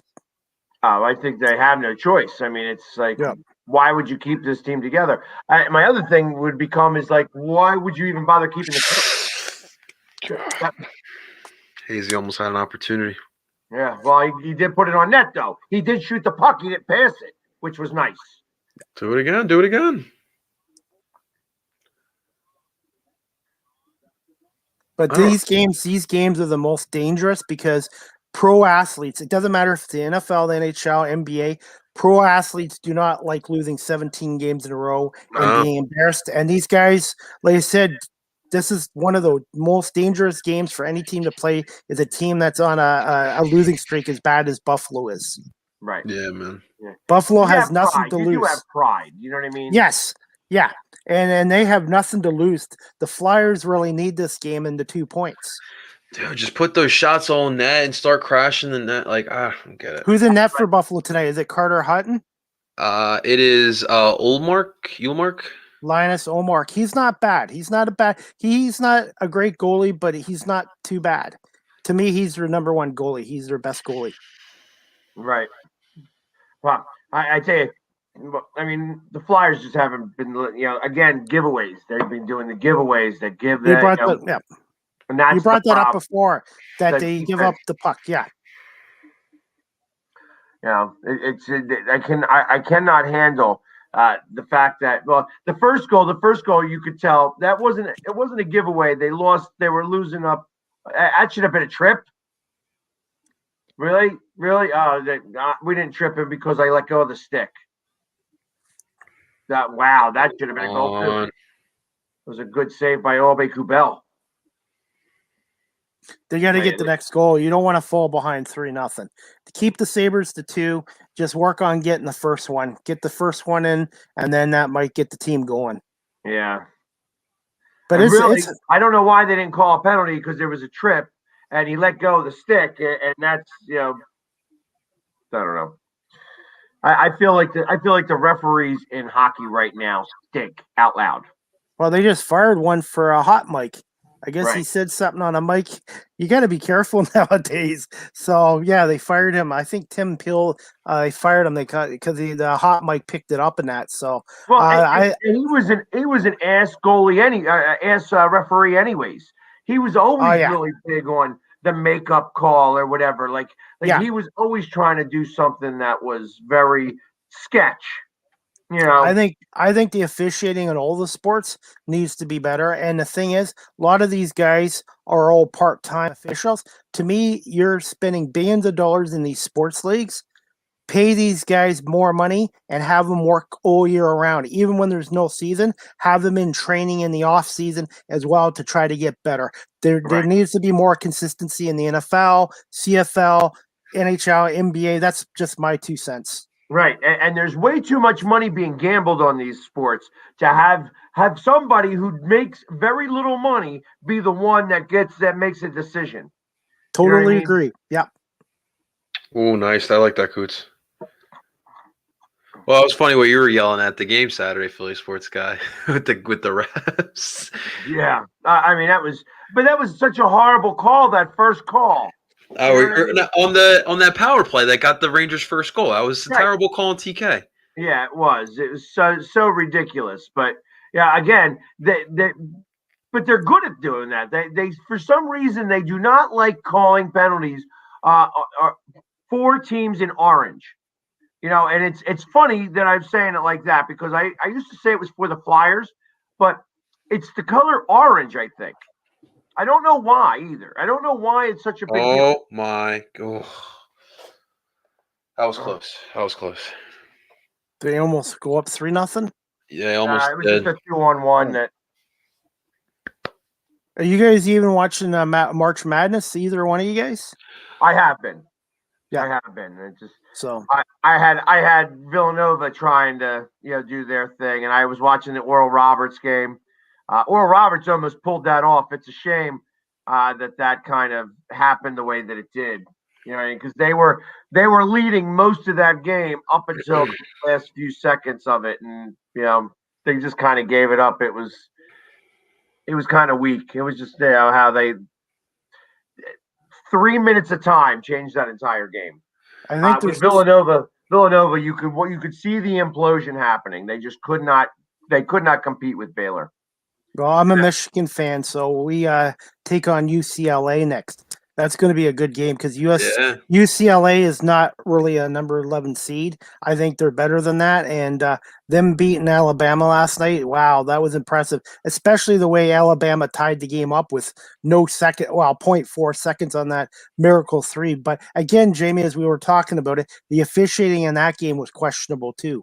Right. And that's part of the problem. It's like that why continually, like it's I feel like the refs are feeling like that they are the ones that should be controlling the game. We were talking about, I was doing a podcast for the Sixers game against the Lakers, and the ref throwing out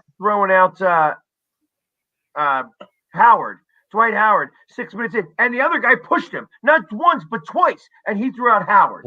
Like, what is that? What is that? What kind of message does that put for the rest of the players?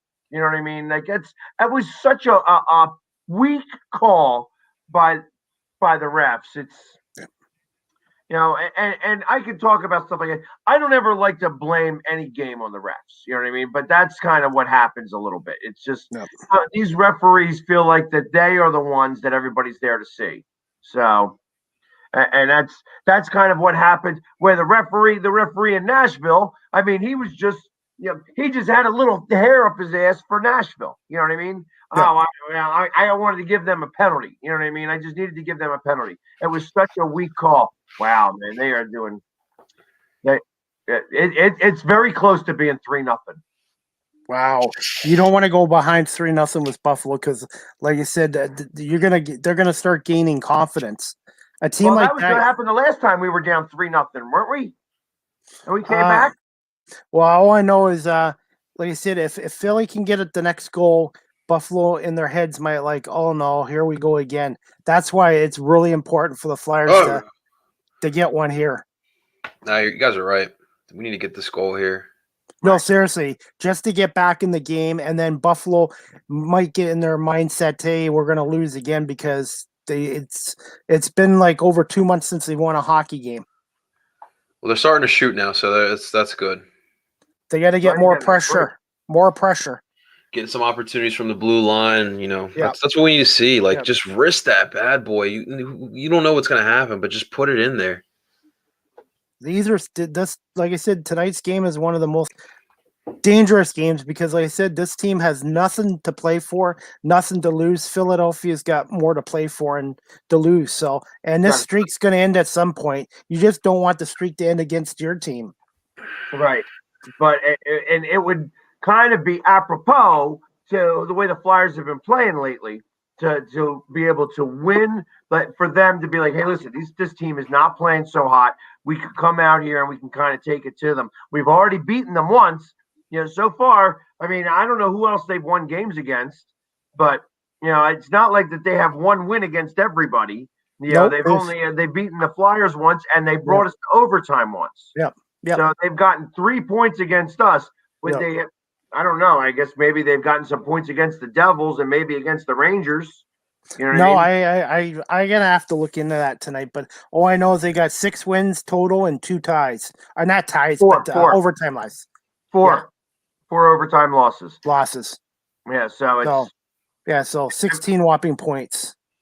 Yeah, I miss the ties. I know you guys might think I'm crazy, but I rather have a tie than these bloody shootouts. I do not like shootouts. Well, Never I have. I would like for them. I don't mind the shootout, but I would like for them to make these 3-point games. I would like 3 points win, 2 points win in overtime. That's what I'd like to see. I do not like saying, hey, you're going to get 2 points for a win, whether you win in overtime or you win whatever. Because ultimately, I feel like some of these teams play for the tie.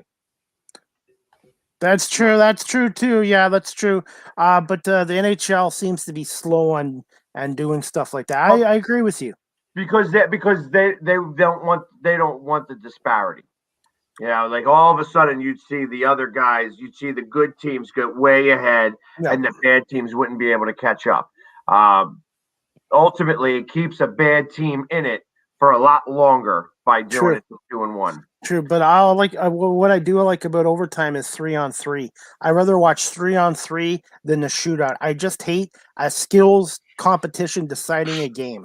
I agree. I really do. I'm sorry. I know you have it in soccer. Can you imagine the NFL having a field goal kicking contest to decide a game, or baseball having a home run contest to decide extra innings? I don't even like what Major League Baseball is doing now. Top of the 10th inning, that team gets a runner at second with nobody out. It's like, come on. Oh, we're sticking with that? I thought no. That went back away. No, they're sticking with it this year. I believe they're sticking for it for 2021. Oh, I didn't hear that. Yeah, second base. Crazy about that one. I am one of those guys that does want the DH, the universal DH, but that's like the only rule I've never like seen the pitcher hit. It was basically an automatic out. So I've always been a DH guy. Being an American League fan, I've always been a DH guy. But I like it too.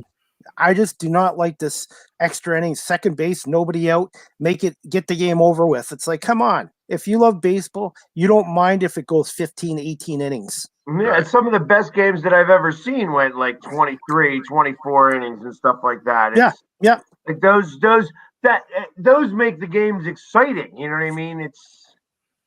It only sucks for the player who has to play the next day after playing like 5 hours of baseball. Well, yeah, but you think about that. Like I remember back in '93, I went to the. I went to the game in '93, where the second half of the doubleheader started after 1:00 in the morning, and we went there. I literally went there after. Damn, come on, guys! You got to put on net. You got to get more pressure. And we showed up there at like 1:30, and they were letting us in. They were just letting us in for free. So we got to see the whole game. Game got over 4:00 in the morning. Mitch Williams with the pinch hit single. You know what I mean? Or it wasn't even a pinch hit. He was the pitcher on record, so he got the win. Against the Padres. Padres. Yeah. And it was just that was great. I had to go. I went canoeing the next day. We went canoeing down the Brandywine. So it was such a long day that day. I remember after staying up all night long and then trying to drink and then canoe. I won't do that again. But you'll never see another baseball game start after 1:00 in the morning. No. Yeah, but that was just how this team was. Yeah. It was like in between games they were drinking. They were scrappy. Hey, I was going for them in '93 too. I was one of the few people. I was one of the few people here in Ontario that was cheering for the Phillies to beat the Blue Jays. And by the way, did you guys know from 45 to 48, the Phillies changed their name to the Blue Jays for a couple years there?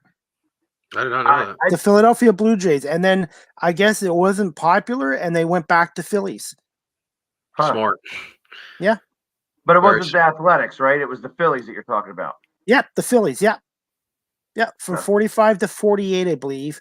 They kept the name Phillies, but they wanted the Blue Jays logo on their shirts, and they called them that. And then I guess the fans never took to it, and they went back to Phillies. That was a good save. It's like it's one of those things when I think of the Phillies. It's like one of those things of Philly, like it just doesn't make sense, but it's brilliant. Like the name Phillies, like really doesn't make sense, but it's obviously because we're Philly. But then you look at the mascot, the Fanatic, It just doesn't make sense, but it's great.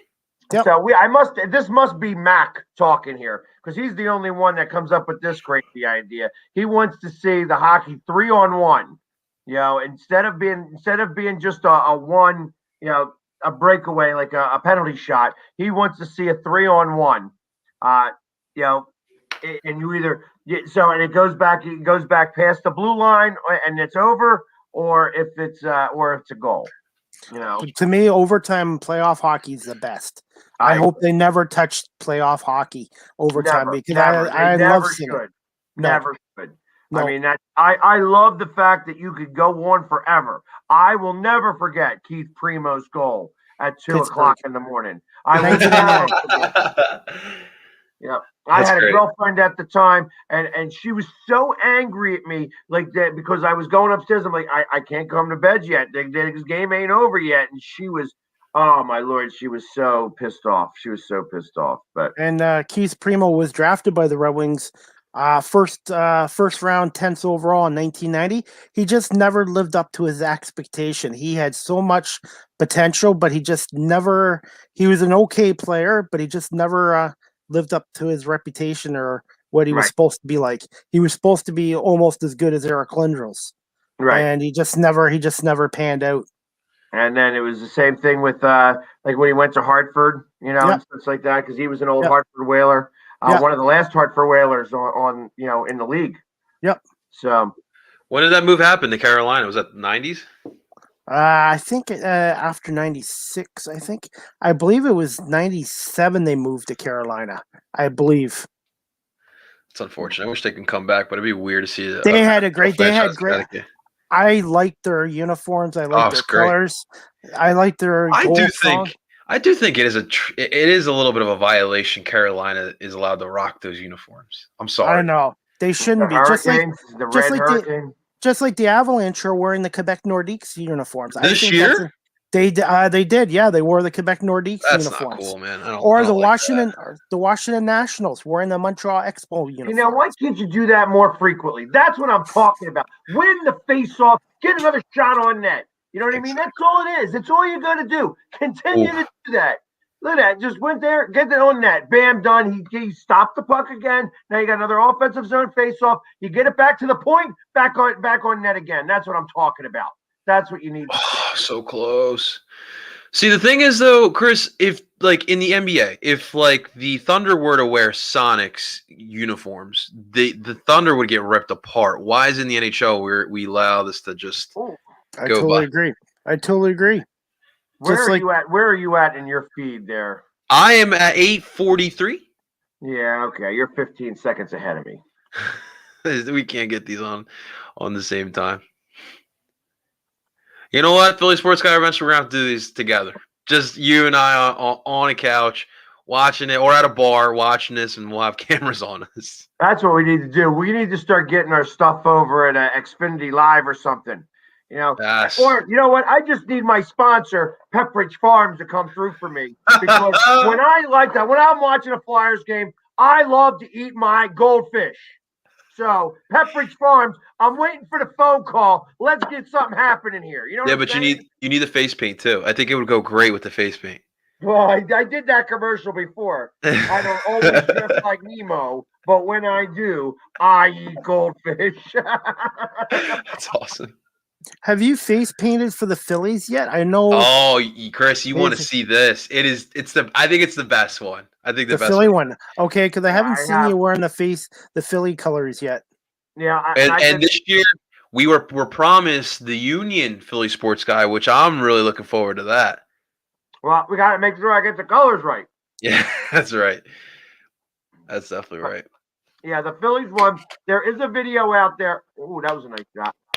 There is a video out there of me going from normal paint or normal face to Phillies colors. You're going to see it very soon, April 6th. How long does it? Question I wanted to ask you: how long does it take you to do that? To put up the paint in the face, doing all that, approximately. So the Phillies stuff. So normally, I can get it done now. The Eagles can take Well, when I have my hair dyed, because I dye my hair green during football. Fudge. Ah. Let me guess, 3-0. That was faster that time. Well, so here it is. Mac is really going at us today, going at me today. I'm getting picked on by my network over here. Yeah, don't go to a bar because they may kick me out because I'm too loud. We've been Mac doesn't know we've been to bars together. Right. Yeah, and he was at the bar that I got kicked out of. They just don't want me inside. They want me to do it outside. But so the Eagles takes me about a half hour, 40 minutes. The Flyers takes a little bit longer. The Phillies definitely takes the longest because it's more involved trying to get the pinstripes right and stuff like that. I can only, like, if I make a mistake, it's so much to clean off and then put it back again. Does it come off pretty easy? Oh, much. It comes off much quicker than it goes on. You know, it's shampoo is like the best thing. I tried other soaps and stuff. Oh, it's almost they're being a mess right now. This team is a mess. How much time's left in the second period? Got 6:32 left. Buffalo right now is dominating. I'm only 5 seconds behind now. There you go. You really need to get a goal before the second period ends. Right. Buffalo right now has 20 shots on goal while the Flyers have 12. So wow, Buffalo, that is not good. That's not good. Buffalo. I mean, we gave them the confidence. You said it. I mean, we gave them that confidence, and now they're running away with us now. Yeah. Because pro athletes, none of them want to lose 17, 18 in a row. These guys are been embarrassed and humiliated, and this is one of the most dangerous games to play a team that's had that kind of a losing streak. Yeah, right. They're playing sharp tonight, for sure. Well, that was a nice play, Raffle, but you didn't put the puck on net. Again, you want to get a little cutesy with the puck, but you got to put the puck on net. Yep. Sometimes these guys get too fancy. It's like they're trying to get the pretty goals, and it's like, hey, just score. Who cares how it goes in? Just get it on net. Get it in the net. Right. So at what point does Vigneault's seat start getting hot? I would say now. Well, the hard part with this year is that they are not able to practice, so he cannot make the changes, that he needs to make. Like, you saw the difference between the one game where they went and actually had to practice their first practice in like 6 weeks. And after getting shellacked twice in a row by the Rangers, they came back out again. And then you could see that they made some changes and there were some differences that happened. They're not able to put any of these practices together to be able to do anything. They're doing these skates and that's it because they have to travel and then it's like game day. Yeah. So, are they playing the Sabres 2 games in a row or just tonight? So we'll play tonight and Wednesday night. And then we got the Isles this weekend. That's going to be tough, the Islanders. Yep. We've been playing the Islanders tough this year, which has been good. We had that one bad blowout, but we're playing them tough this year. Yeah, but the Islanders still have got, they're playing much better than we are. They weren't playing very well in the beginning, and I think they still lead the Eastern Conference or Eastern Division. I still think it's going to be Tampa Bay and Vegas in the Stanley Cup. I think it's going to be Tampa and Colorado. That's possible. I can't really disagree with you. I just think Tampa Bay is going to get out of the East. And the Maple Leafs, they've only beat the North Division, the Canadian Division. All those teams are mediocre. The Leafs are not a bad team, but I want to see how they do against the Islanders, the Bruins, even the Flyers, the Capitals. I just think that division, 4 of those teams are going to get into the playoffs, but I'm pretty sure 3 of those Canadian teams will be out in the first round. Wow. I agree. Montreal, to me, Montreal might be the one might pick to get into the second round, depending on how hot Carey Price gets. Who was the last Canadian team to win the Stanley Cup? 1993 Montreal Canadiens. Yeah. Against 1993. LA? Was that LA, LA? yep. Yeah, in 6 games. Yep, that was the last time a Canadian team won a Stanley Cup. Never thought I would see this drought go that long. Why Yeah, has it and been such a long drought? Because it's just like I said, it's hard. The Leafs haven't won a cup since '67. Montreal '93. Winnipeg's never won a cup or even been to a cup. Calgary hasn't won a cup since '89. Vancouver's been to the cup twice and lost. '94 and '81. No, actually, Vancouver's been to the cup 3 times, lost all 3 times. Right. 81, '94, and 2011. And then that. Edmonton hasn't won a cup since 1990. Right. 1990, that was their 5th cup. They should have been back to one by now. They were doing. They had all those high draft picks, and 2006 they got 2006 they got to the Stanley. That's right, Carolina, right? Chris Pronger was there. Yeah, and they lost. Oh, they lost. Yeah. Come on, guys. Frustrating game. It really is, man. Like I do have a soft spot, Chris, for Edmonton, the Oilers. My aunt lives in my little cousin. They live out in the Edmonton area, so it's nice out there. I haven't been out there, but I like to visit Alberta. They love their hockey out there. They do. Yeah. One of the most underrated 30 for 30s was the Wayne Gretzky one about the trade, the big trade. Yep, I got that Sports Illustrated still. 1988 with him and Magic Johnson to this day. So it's like, yeah. What's his name? Peter Pocklington? Yeah, he did it because he needed money. He was going broke. Most hated man in Edmonton. Oh yeah. He destroyed a dynasty. They could have won 7 or 8 cups if they had kept Gretzky. That is crazy. And then they after Gretzky but they weren't even selling out then, were they? Yeah, they were selling out. They were selling out, and it was just because the owner was into gambling. Gretzky would talk about when he would return back to Edmonton when he was on LA. When he would go back to Edmonton, he would always look at the season ticket holders in the stands, and be like, "Hey, that guy's still there. He's still there." It's crazy. Yeah. I wonder if they're still like that. Well, they probably are. I mean, it probably hasn't changed much. But you know, it's frustrating. They haven't had any of the. I mean, think about all the. I mean, between Messier and Korea, Paul Coffey and Yuri Curry, Glenn Anderson. Not Korea. Curry is who I was thinking of. Yeah.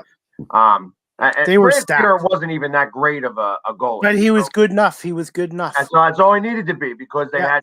Because when you have a line with Gretzky on it, and he scores 212 points in a season, 212 points in a season, you'll never see that again.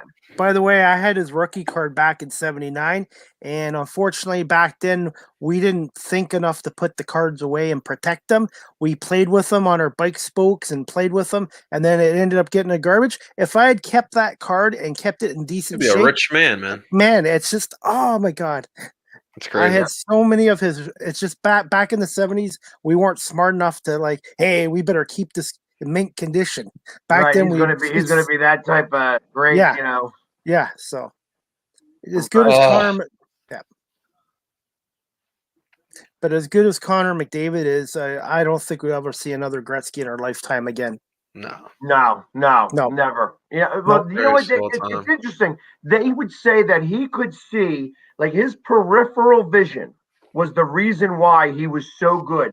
That he could see at where normally people when you're going out this way at 180 degrees, he could see it 230 degrees. That's wild. So he was able to see behind his head. Yeah, and that was and when you can do that and you have that type of ability, plus he worked. I mean, I was listening to who's one of the announcers for the Flyers that. Anyway, one of the Flyers guys, oh my God, now his name escapes me. Steve Jones, was talking about how that right now and for the last 10 years that there's been nobody who has worked as hard at playing hockey as Sidney Crosby. Yeah, the work ethic. I hate him. But when I say I hate somebody, there's a level of respect that's there. You know what I mean? Because it's hard for me to say that I hate somebody. You don't just get that from me. You know what I mean? Yep.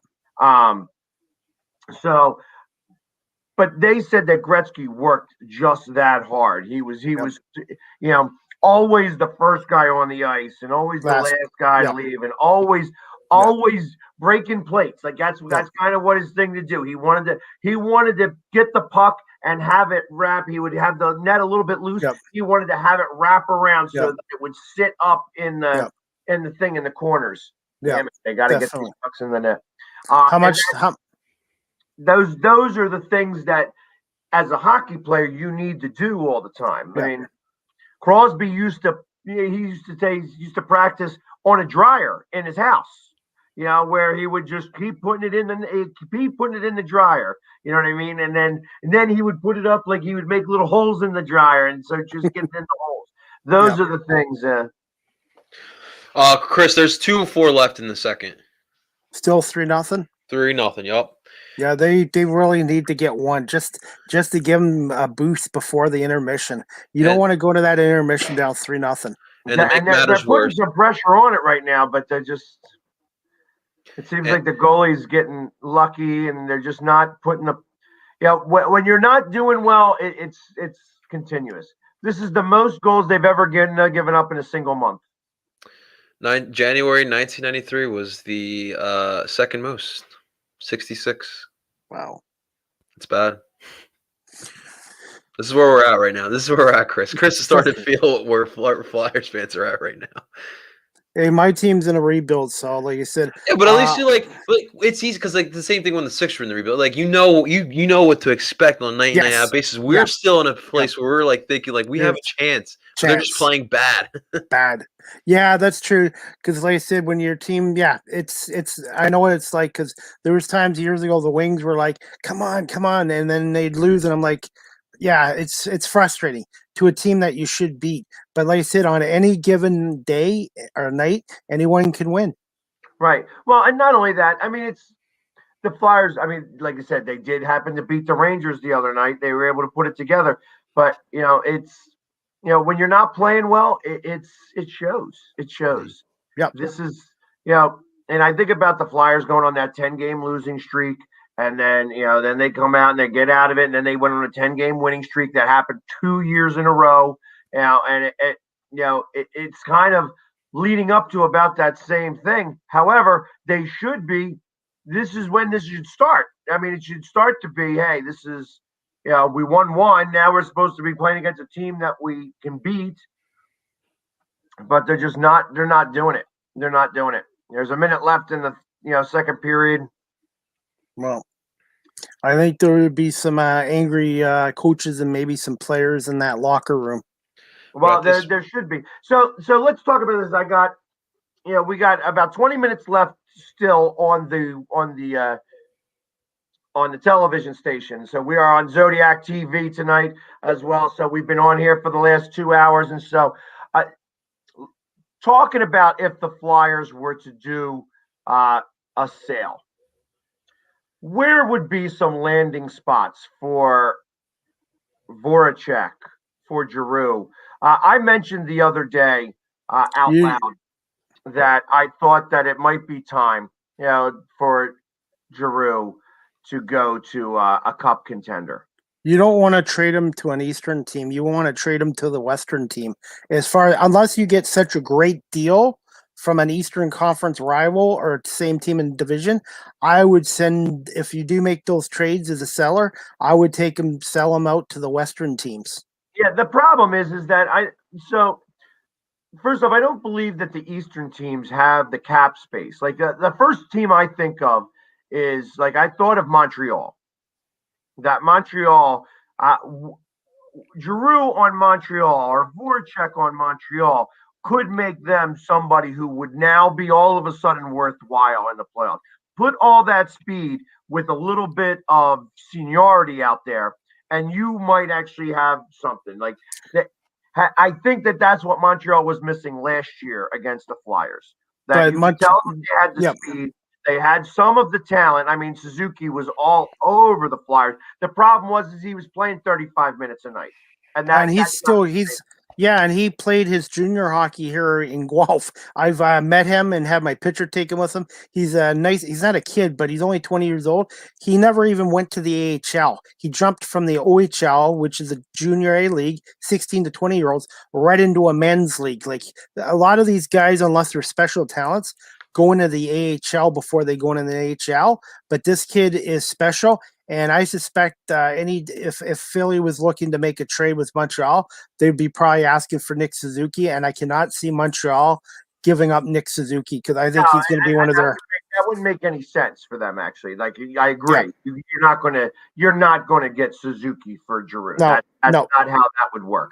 But like I said, because they're going to build around Suzuki. You know what I mean? Oh, yeah. That's yep. And I know that the first thing that somebody says is that Giroux has got a no trade clause, and I understand that. But I also think Giroux also knows what's going on now. You know what I mean? It's like, and I feel that on the right team. So the first team that came to my head was, I said, Montreal. The second team that came to my head was the Kings. Somebody else is mentioning on TikTok the Kings, and that was top. One of the second teams on my list because I feel like the Kings, because you need somebody that's got some cap space too. Yes. That's going to be the hard part about this is that you got to be able to take on the cap. Definitely. Well, I'm going to tell you this nowadays. Sports, like it's always been a business, but now you have to have salary cap specialists in every office, all these teams, because it's not just trading players for players. You got to manage the salary cap, and that's a huge part of it now. Like you said. Yeah, and that's so, and it's hard to think about that because Giroux has been such a staple for the Flyers for so long. You know what I mean? But I wouldn't even be so angry, especially because of the way this season is going, to see him go to Boston even. You know what I mean? Now, I know he's got like 2 more years left on the contract. That would be the harder part about that. You know what I mean? He's getting rid, he's doing, 2 more years left of this. But I don't believe that the Flyers are a cup team anymore. You know what I mean? I don't believe that they've got the makings of a team that is ready to take that leap. I thought last year that if they were able to get past the Islanders, that they would have given Tampa a much better series. I didn't think that they'd win the series, but I thought they'd give them a much better series. I came into this season thinking the exact same thing, that they would be able to give Tampa a great series. I don't believe that anymore. And I can't believe that Niskanen, who was a turnover machine in the playoffs last year, that this team stinks so bad without him. I cannot believe that he's the one that makes the difference on this defense. Well, they're going to have to decide because the trade deadline, I believe, is April 12th. Yeah. Yeah, see, it's huge here in Canada. TSN, they have like 24-hour coverage. It's it's like a national holiday here for the NHL trade deadline. I don't know what it is like in Philly, but it's a huge day here for the NHL trade deadline. For whatever reason, deadlines are not really big in America. No. Well, you're right. It's not really like that. 24-hour coverage like that. Yeah. Well, I mean, basketball gets some type of coverage typically. Yeah. Football doesn't really get much coverage. No. I know more coverage now because people are making trades now. Football would come and go, and nobody would ever think. Well, to be honest, in all the sports, the salary cap has really hindered trades. There's not as many trades. Football's really never been a lot of trades to begin with, but the other sports I've seen a decrease because of the salary cap implications of making trading players. It's not simple anymore to trade players because you got to deal with your salary cap. God, that's funny, Ian. Yeah, trade him to Seattle for the first overall pick. Yeah, I wish that was as simple enough to have happen. And you know what? Truth of the matter is that I'd make him available. I would absolutely make him available. Him and Voracek. And what kind of draft picks would you want for him? Draft picks, or do you want young players? I feel like that they probably would have to give up some salary to be able to kind of even it out some.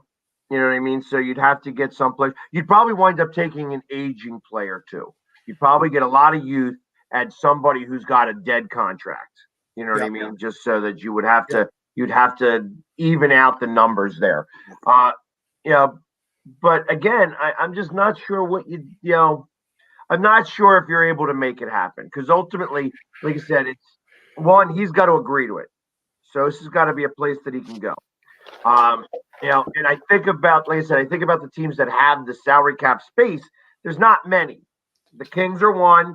You know, maybe the Knights, the Golden Knights. I think they have a little bit of space there. But what are you going to get back? Because they don't want to change. They don't want to take away their nucleus.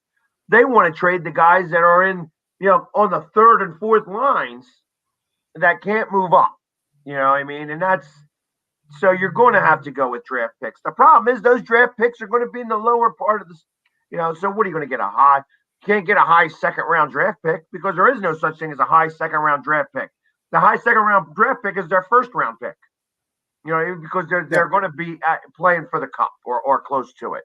So you can't be able to do those types of things. And that's the hard part with this. Giroux has how many years left on his contract? I believe it's 2. I think that it's he finishes this year and does he have a no trade clause in his contract? He does have a no trade clause. So they'd have to get him to waive it,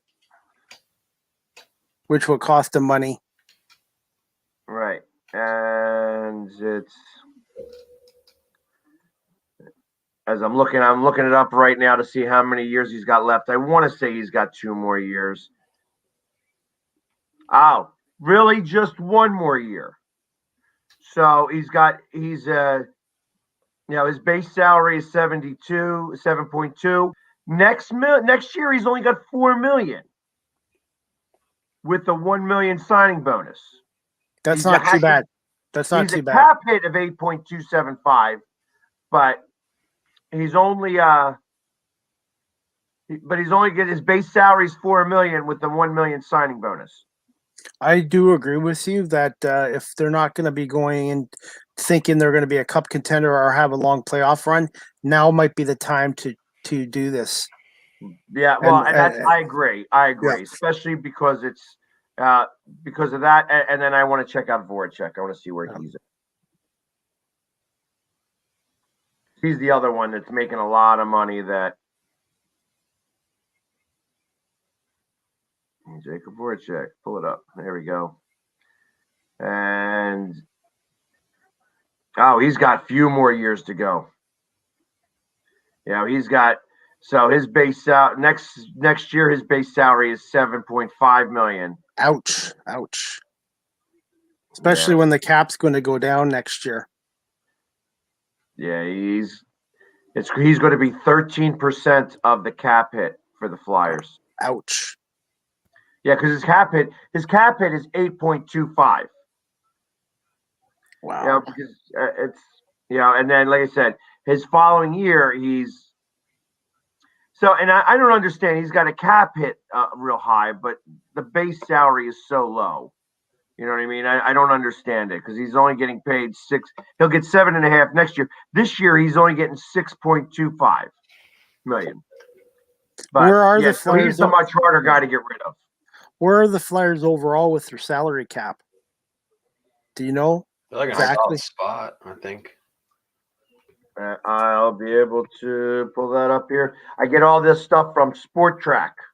When you're talking about all the different salary caps and everything. Good to know. Because it's now it's basically you got to be an accountant too. I think. Wait. So for 2022, right now they have a 44 million cap hit. 23 is 27 million. 24 is 19 million. That's kind of how they have it all set up. I think you're going to make Voracek. So restricted free agents or unrestricted free agents.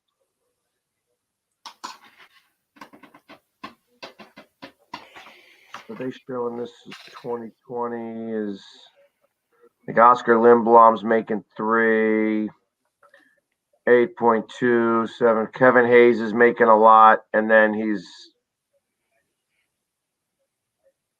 got a modified no trade clause. Voracek, same way. Provorov's making a lot of money. And then that's that. Really, Carter Hart's not making any money. And the only dead cap money that we have is Andrew McDonald. So. Well, they're going to make a decision soon because the trade deadline's not far away. Right. Well, you got to get offers. You have to get offers, and then you have to be able to talk to it. And the harder part about this is how do you get it up into Canada?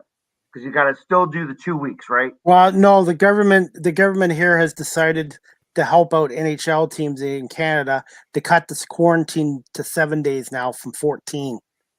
Because they're worried about Canadian teams not being able to make trades. So the federal government here has said 7 days now to quarantine. Got ya. So yeah, that's still going to be an issue too. And I think all the Canadian teams that make the playoffs, they're going to have to come to the States to play the playoffs. Because the COVID number, I don't want to get into politics with you guys, but the COVID numbers here have gotten bad again with the third wave. And I don't think they're going to let, like I said, the Leafs, the only reason the Leafs are playing in Toronto is because they can have the other Canadian teams. So I definitely think the Canadian teams that make the playoffs are going to end up having to play their playoff games over in the States. I agree. And I think they're going to go back to a bubble thing. Yeah. I don't think it's going to be normal here until I'm hoping maybe October or November at least, because of the vaccination. They haven't even only 10% of the population here has had the vaccination. I haven't even had my first shot yet. So me neither. But yeah, I'm not in a hurry. I will get it at some point, but they are so far behind. So you guys are way ahead of us for vaccination. So it's going to be a while yet before sports and things return to normal here yet. Got you. But it's better than it was a year ago. It's better than a year ago. We had nothing last year. Right. At this time. At this time, we had nothing. Well, and I remember. Yeah, I remember brutal. There, so. Yeah, brutal. We had no sports playing right now. Nothing. And it's like, so this year is a lot better. It's not perfect, but it's better than a year ago. And at least we're watching some sports. You know what I mean? Yes. We're seeing something. Yes. Life has gotten back to a little bit of normalcy, you know, where last year, I remember personally, I was in a depression. Yeah. Because I had tickets to all these games I couldn't go to now. It was like last year, this time I had a ticket for the game yesterday. There was a game yesterday, a year ago, that I was supposed to go to that I didn't go to. You know what I mean? And I had all this other stuff planned out that I just never got to pick out. So those are types of things that are, you know, as we have, you know, continued on, it's like you take a little bit of that for granted. That I'm going back out again. I have been going to these games. We have watched the Flyers games, so those are the types of things that. I was going to ask you. I didn't mean to cut you off. How many fans are allowed to go to the games right now in Philadelphia? For indoor, 3,100. So they're allowing 3,500 in the stadium, in the arena, in total. So, and I think that it came out to like 3,200. But they're being very, very specific. And they were being very particular with even the way you wear a mask. Like you have strict on that. Yes. If you don't wear your mask, you're going to get kicked out. Wow. I know the Red Wings are only allowing 750 fans, but the state of Michigan's now going to let the Tigers have 8,000 fans for their home opener, I guess, at Comerica Park, which is 20%. So it's not great, but you know what? At least it's a little bit of fans. Better than an empty arena. Right. Well, and Pennsylvania went up to like 50%. However, Philadelphia is not. Okay. So that's that. Each state's different. Yeah. Well, not only is it state, it becomes municipality because it's too. Yeah. I don't want to get into the politics. No. No, so I'm not a big fan of anybody who's running this state or the city across the board right now. Yeah, that's true. Like you said, we'll leave the politics. I just rather focus on sports. But hey, guys, I would love to talk to you guys more, but I just got to get a few things done because I have had a long day at work. But I did come on for what, an hour and a half? Yeah, you were. I really do appreciate it because I tell you what, your knowledge is fantastic. I can't wait till you join the Northeast Streaming Sports Network. I've been trying to get you on with us. I just need you to say yes. I just didn't think I was good enough. I'm really hard on myself. You're in your own head. You're in your own head. Stop thinking. Just do. You know what? You get some great guests and stuff like that all the time. I'm real excited to have you on the network. When you don't even just tell me when. Just say yes. You're going to be starting to get on the network. That's what I'm saying. I want you on the network. You need to get on the network.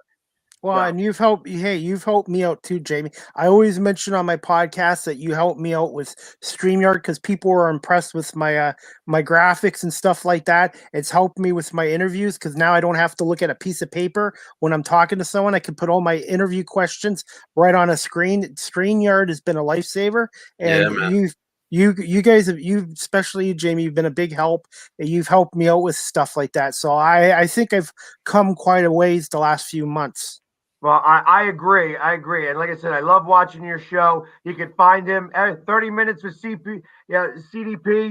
Definitely check him out. He's a great guy. He's got some fantastic guests. He gets these guests. It amazes me how he gets these guests. I can't even seem to find the time to ask somebody to come on the show, and he gets these guests all the time. So. Well, I'm hoping I really want to get into radio, to be honest with you, Jamie. I'm really serious about switching careers, and this is something I love doing. I love talking to people, especially you guys, interviewing people. To me, it's not work. It's something I like. It's a passion. Exactly. And that's what we're all looking to do. That's why we come on these shows, do these shows for like 2.5, 3.5 hours. So it's part of the love of what we do. And you know what? And like I said, you're the only one that thinks that you need to get better at it. I think you're great. So. Well, it's nice to hear that. Like, I really appreciate that. But you know what? I got to stay humble and just got to keep being hungry and keep working hard. Exactly. That's the way I was brought. I'm not going to let if I have any success, get to my head. Believe me, I got to just keep being myself. Everybody's different. Be yourself, and that's what all these guys are telling me. You're yourself. I'm myself, and I think Parcero, you just don't be somebody you're not on here. That's exactly correct. That's exactly on the head, man. So, well, listen, Chris, I really do appreciate you coming on the show tonight and stopping on and spending some time with us. TP, ladies and gentlemen. I'd love to have you come back on closer to the deadline. Let's talk about what we think is about to happen. So maybe next Monday, because it's going to be happening. It's not Monday, 2 Mondays from now. We can do it right before the trade deadlines. Definitely, and I have a show tomorrow night, 7:00 with Chris Bulldog Parker from WGR 550 in Buffalo, which is their flag station for the Sabers and Bills. So I'll see if I can pump some information about the Sabers from you guys. I'm sure Chris will want to talk to about the Bills more than the Sabers. So I'm sure he will. And it doesn't. Hey, one thing, it doesn't look like Zach Ertz is going to Buffalo. The Eagles apparently are asking the Bills too much. The Bills don't want to give up more than a 4th or 5th round pick for Zach Ertz, and I don't think he's going to end up in Buffalo now. Gotcha. Yeah, I didn't think so either, but. That's always something. That's something you'll be able to talk about tomorrow night. So definitely. But like I said, guys, I wish I didn't have to work in the morning. I have had a long day, Chris. But I was glad to come on here for an hour and a half and talk with you guys. Yeah, we appreciate you having on, Chris. It's always a pleasure, I appreciate it, Chris. Thank you so much, and I'll catch up with you within the next day or so. Definitely. Parcero, we'll talk to you soon. Jamie, we'll talk to you soon. Have a good night. Man. You guys will win 4-3 in overtime. Yeah, I hope so. We got to start with a goal now. So. But I appreciate it, Chris. Thank you very much. No problem. Talk to you guys later. You too. Bye, See guys.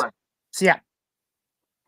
And that's DDP. He does great. And listen, guys, I have to also we have to say goodbye to our fans on Zodiac TV. Thank you, guys. We're closed out at 9:00 tonight. It was really a lot of fun hanging with you guys, and thank you for tuning in and watching us. I think it's the next show is frankly speaking sports. And that's also a great show. So definitely tune into that. And everybody else that's going to stay on, we're only just getting rid of Zodiac. You guys can stay on, and we're going to watch the rest of the Flyers game. We're going to watch the Flyers come back and win this game. That's what I'm talking about. But everybody from Zodiac, thank you so much. Thanks, Zodiac. For tuning in, and we'll see you next week on the Philly Sports Show. Thanks, guys. That's it. And they are okay. So now we're back with everybody else. Good. Kevin Hayes, let's go, baby. Gets the goal. Woo! 3-1 Flyers. Okay. Yeah. I haven't seen it yet, but yeah, because I'm probably back another 15 seconds before that my happens. bad, man. I got really excited. So Kevin Hayes goal. I was like, ah! They're going down there. They're going down. 18 left. He gets in. Wow, I must be way behind. Where are you? 18-18? I'm at 18. There you go. Hazy with the goal. Oof. Plenty of time, man. There we go. Great goal there. There we go. We got a hockey game, ladies and gentlemen. A little bit. Where are we at now? Here we go. Where are you at? I'm at 17:48. Where are you at? 17:58. All right. Let me know when you get to 43. There you go. 48, 47, 46, 45, 44, 43. Here we go. Slap shot. Get us back closer. I tell you what, Chris is a great guy. He's so knowledgeable about hockey. Yeah. And I know that he loves Detroit, but That was close. yeah, there's still got to get it out. Got to get it out. Come on, guys. Yeah, no, Chris's knowledge is fantastic, and like you said, those guests are incredible. He's got great networking skills, man. He's gonna go places. I agree. I absolutely agree. I've been trying to get him on the network for I don't know how long, but it's always good. I tell you what, when I get him on and I talk him into coming on with me, we could talk sports for hours. Right. He's supposed to have 30 minutes with CDP, and I go on there, and next thing you know, we're on there for 90 minutes. You know what I mean? So it just never seems to stop because we go back and forth. We just love talking sports, and that's kind of the. And he, like he says, it's not just hockey; it's all the sports. And he's a huge Eagles fan. Ooh, and he was a huge Eagles fan. Huge Eagles fan. Yeah. He would always give us the commentary and Bird's breakdown during the season. He was always great. I think we had him on in the roundtable. Remember the bye week? Yep.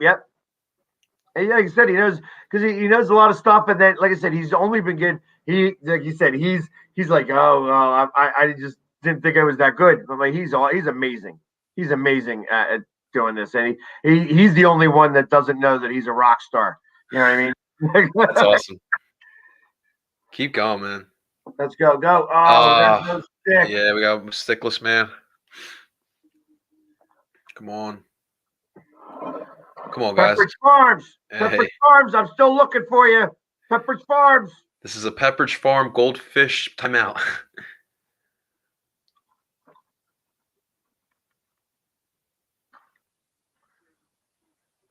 Here we go. This is the Pepperidge Farms face-off. Pepperidge Farm, holler at us. Chris's podcast is called 30 Minutes with CDP. 30 minutes. 30 Minutes with CDP. And I tell you, he really does get some amazing guests on there. It amazes me how he gets these guests. But yeah, man. Incredible. Here we go. Come on. Coots almost kept it in the zone. All right, come on. We need to get something more here. Another giveaway.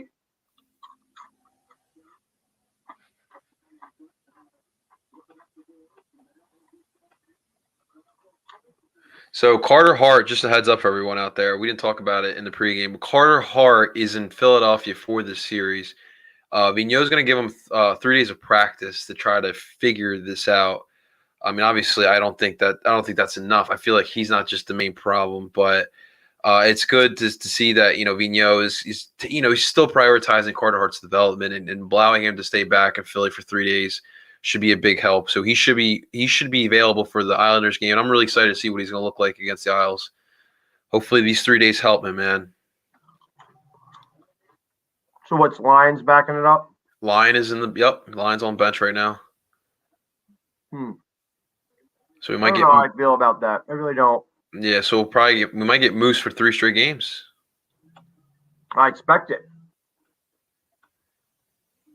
I mean, he's a hockey player, so. Yeah, I mean, I think Flyers fans have seen enough of Alex Lyon. Come on, guys, let's get this out of the zone here. It's too much time for Buffalo. I mean, they also have that Russian goaltender in the minors and the Phantoms, yeah. Yeah. Those be really good, but yeah. See what they're thinking about him. Let's go. Come on, Flyers. Come on.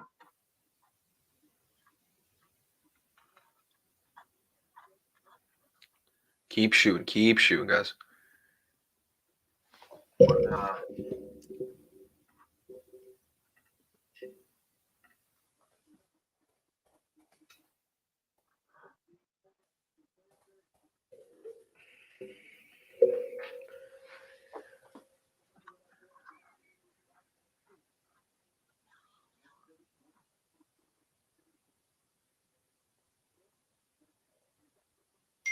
Let's go. Ding. You guys can hear that. Trying to figure out my dinner situation after the game, guys. Sorry about that. Shoot it. There we go.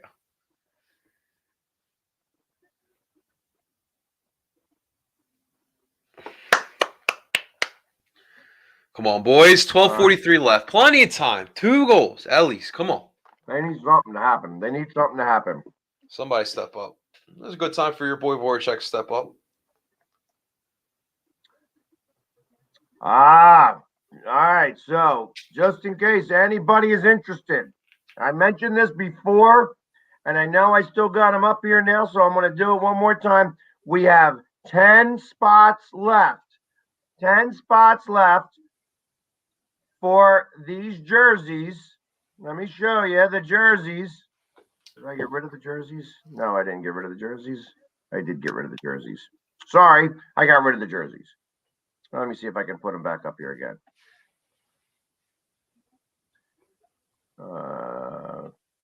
Hopefully I have them up here somewhere.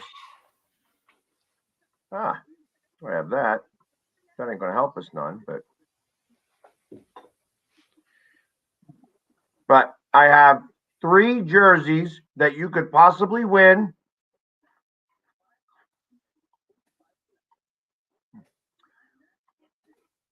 I don't have them anymore.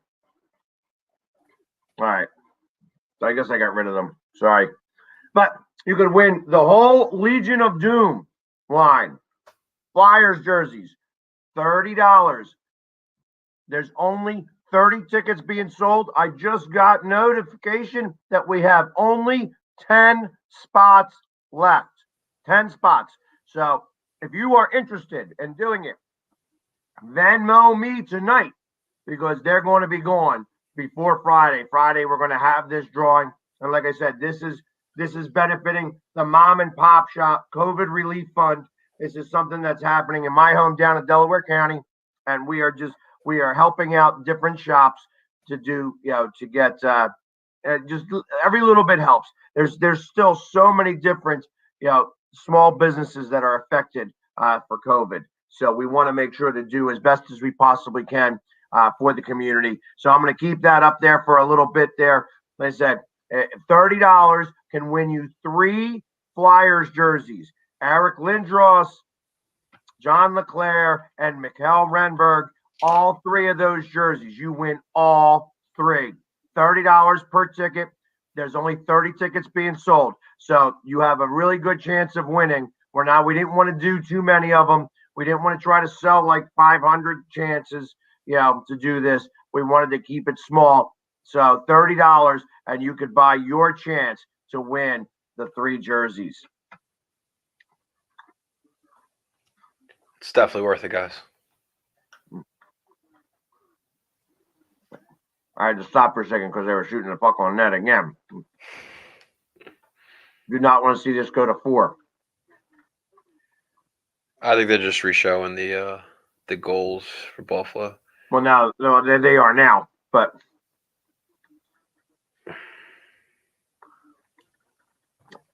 I tell you, I wish this team would figure it out.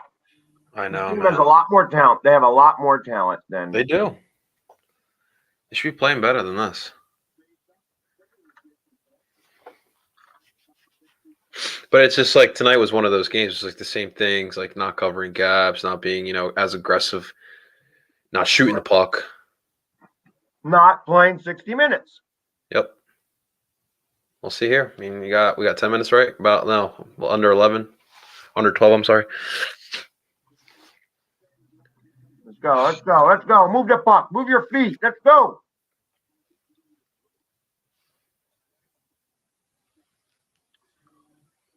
Fleet Myers showing some anger. Whoa. There we go.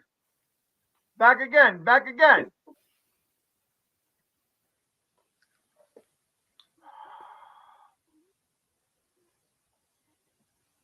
Right. You should be frustrated. You should have kept it in.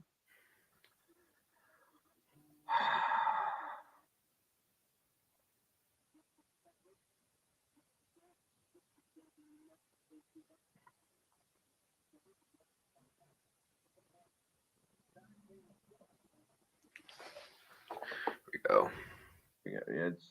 They're getting pressure on it. It's like I wish that they could keep this type of thing going. Oh! They score again? Nah, they had a good shot. Puck right in front of the net too. Oh, what's going on? Oh, please be on us. Please give us the power play. We should have a power play. You got tripped. How are you ahead of me again? I know that you're. Is that what's going on? Let me hold on. I'm watching the replay right now. Are you watching the replay? No, they just called the penalty. Yeah, I'm at the face-off now. Right now, faced off. No, now we're 11:23. Yeah, we're at 11:23, and Giroux just left the face-off circle. There we go. Yeah, got a power play here. Let's go. This ain't a Pico power play because we don't have any power. Come on, boys. It's our first power play, right? Yeah, all game long. Oh, my God. Dude, please. All right, come on.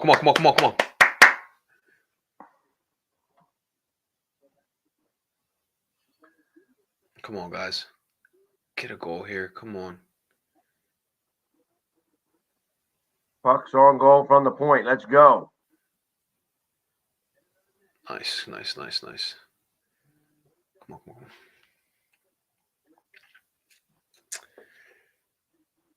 Oh! That was good. Come on. About a minute left in the power play. Come on. Damn. Come on. Why give it to somebody in the center with the guy right there? Yeah, man. I don't understand that. There's bad awareness there. All right, come on, guys. Less than a minute. Come on. There you go, Ghost. Come on, Ghost. There you go. Ah! Where's the penalty there?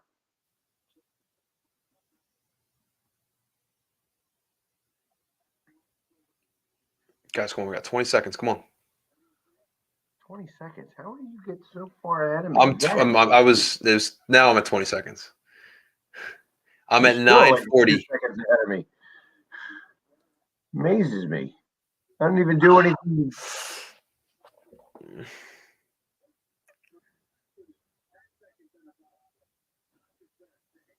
Oh man, here we go. Here we go. Come on, come on. 2, 1. That's it. Power play over. Yeah, I still have 3 seconds. All right. Yeah, goes by the boards because they can't seem to put the puck on the net. Another TV timeout here, guys. Damn. So again, we're offering back when the Flyers were actually pretty good. You know, and I love my Flyers. You know what I mean? And it frustrates me to watch these games like this. When a team that's lost 17 in a row is holding us to 1 goal when they can only score 2 goals, a season, all season long, but yet they scored 3 tonight. It's crazy. Yeah, it's just they're just not. Yeah, I don't know what it is. I don't know what their problem is. It's mental right now. I am curious to think that if they overlook this opponent because how bad Buffalo's been this year, they just came off a good win against the Rangers. Just curious to see if they overlook this team. But I mean, in all honesty, it's really a lot of the same crap we've seen in a lot of these bad losses the Flyers have been giving up here. We mentioned it, just bad defense. It's just been lackadaisical too. Like, if you're gonna go block a shot, go block a shot. Don't half-ass that. Like, go up there and put your body in front of that puck. It's those little things like that. The poke check looked good in the beginning of the first period. I don't know what happened to it. It does little things right there. That's how you get down 3-1. That's how you lose all these games. You just blew an opportunity on the power play, but they're still in this. You're down 3-1. We got about 10 minutes left. Like, come on, guys, we got this. Here you go. We got was that Kevin Hayes, Konechny, and Lotz looking at the iPad there on the Mustachio. I'd like to see a goal from him. He was hot for a minute, and then the Lotz, Scotty Lotz. Yeah, he shaved the mustache. That was the problem. Get the porn stash going back. Giroux! Let's go, baby! I didn't hear no bell. There we go. Let's go. Let's freaking go. Claude Giroux with his 9th goal of the season. Flyers now down 1 goal with 9:09 left. Plenty of time, ladies and gentlemen. Let's get this done in regulation. I don't want to go to extras. Come on. At this point, I don't care. Got to get it in. That was nice. Who's that, Coots? That was nice. Yeah, and that was good awareness by by him. him. The old line. I think that was the old line. He switched these up again? Nah, wait, we got the 4th line out there now. That was good. The 3 veteran players are playing together. Yeah, that's the old line. Giroux, Coots, and Voracek. It's the grandpas. No, I'm just kidding. Yeah. Nice. Here we go. Come on, guys. There we go. They got a little spark from that. There we go. They better. They should have. Oh, what the hell, Philippe?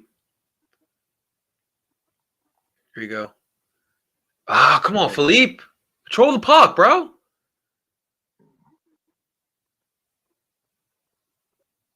There you go, Philippe. There you go. Keep it in the zone. Dude. Cube. Quicker, bro. Come on, Cube.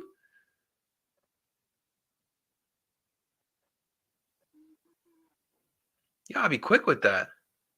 He was open. He was, but I saw why he was open, but he had to get a little bit clearer. I understood why he did that. Because that was a half a second, but problem was he shot it in his bread basket. Keep it on the ice. And go back out there again. They just scored the goal. Get him back out there again.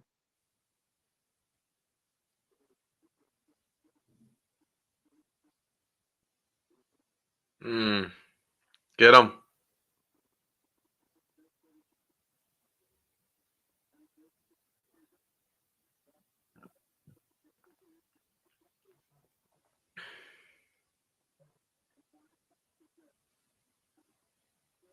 Let's go. Let's go. Let's go.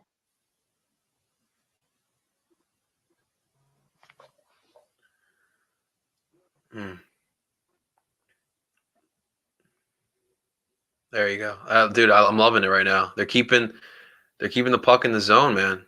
Doing it at all costs. This is where they said they put back the old line. They got that hit him Power right play? in the knee. That's a cross check. So we're on a power play again. Come on, boys. I didn't hear no bell. No bell. Let's go. Let's go. Was that Ristolainen as well? Oh my God. Yeah. That's perfect. I'll take that guy. I would love that guy on the Flyers. Here we go. Come on. 2 minutes here. Let's go. Power play. Come on. Let's tie this up here. Come on. Oh, come on. Get it. Definitely There you go. There you go. Bang. Nice. Here we go. Let's try it again.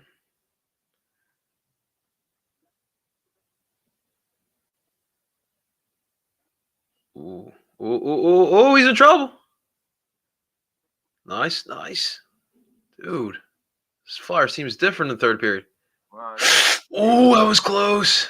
Oh!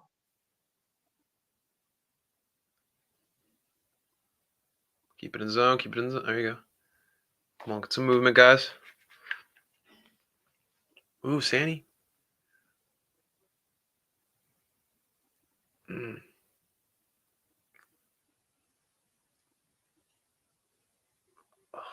All right, got about a minute left. Here we go.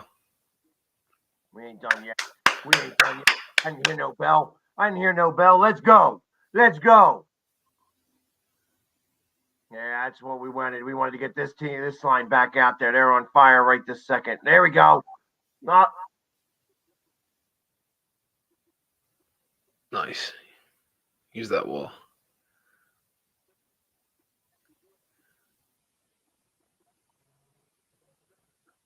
He wanted to. So close. Oh! Come on.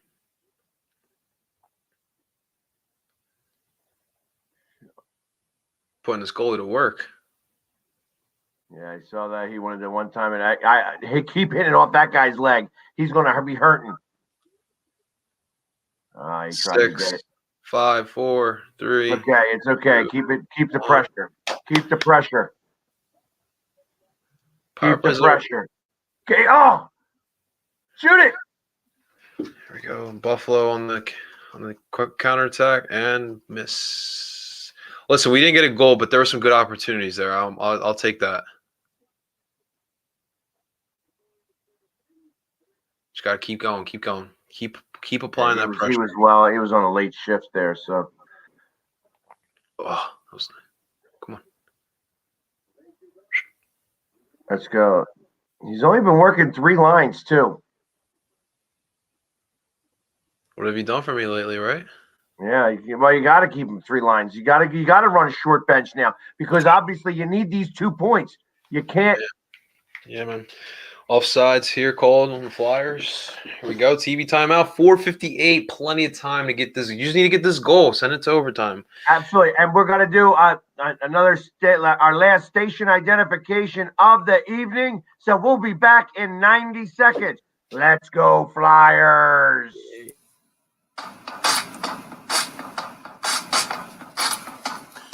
You're listening to Northeast Streaming Sports.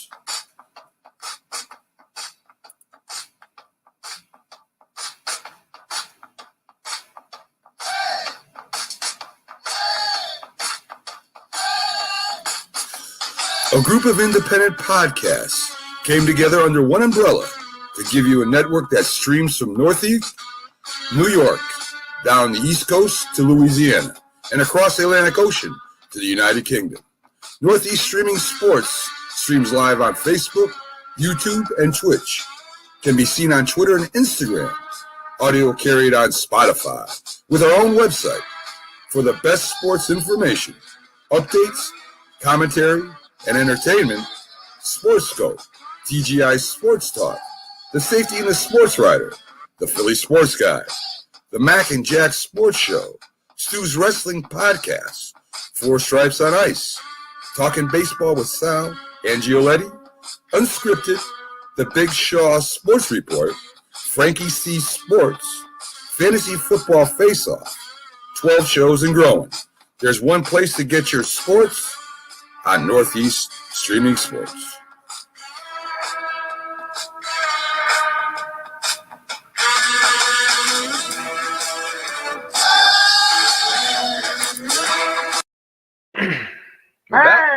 We're back. All right. Here we go. Face off here. For 4 something left. 4:58. About that.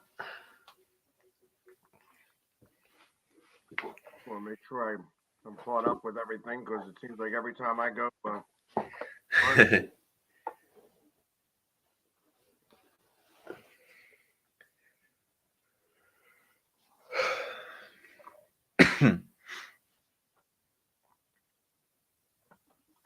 Come on, let's go. Let's go.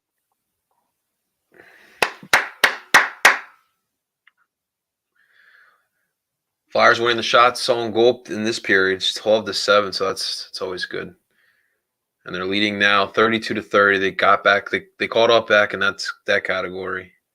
Yeah, but and we saw on Saturday when the Flyers won in that category. We won the game. all 3 periods, actually. Yeah, we won the game. Keep this up, boys. There you go. There's a nice turnover. Come on, go. Ah. Eesh.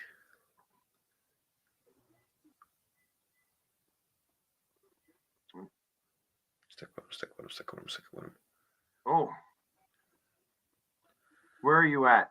I am at 3:45. How is that possible? Where are you at now? 350. 47, 46, 45. It's amazing. 44, 43, 42, 41, 40, 39, 38, 37, 6, 5. There we 4. go. We're good. We're good. Amazes me. This feed sucks. Streaming, man. They don't want us to live stream the games. They don't. Come on, boys.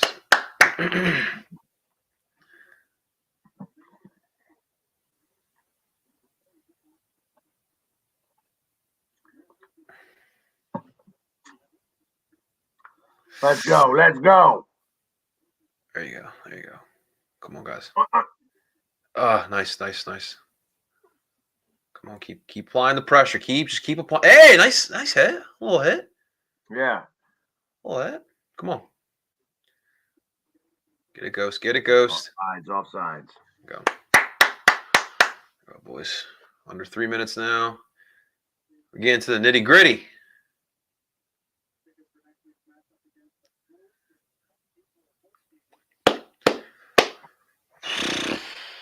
Tickets on sale Wednesday for the April games, guys. You're switching sections, right, Philly Sports Guy? I am. Nice. They put more tickets on sale. I guess they did not sell out. Interesting. You think the recent play has something to do with it? I can only imagine.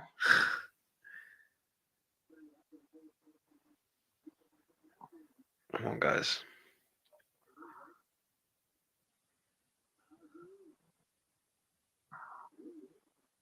Stop getting cute. Come on. Dude, it's just. What is going on? We ain't got much time left. No time trying to. That was a sloppy 15 seconds. Perfect. Perfect. 2 minutes and 5 seconds left to go in the period. Probably time to call the timeout. No, you don't. No, not on the icing. Not on the icing.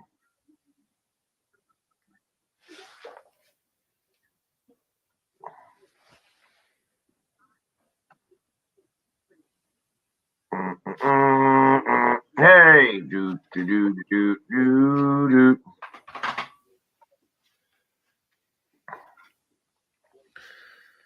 Coots and Voracek talking it over on the bench. I did call the timeout now.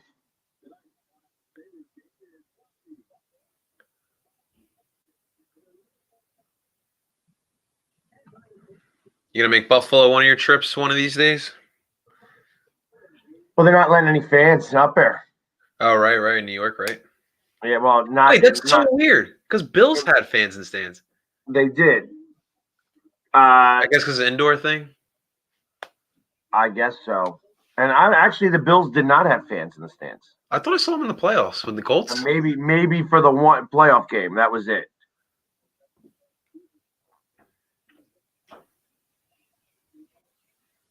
See, the Sabres is just one of those franchises I just always forget about.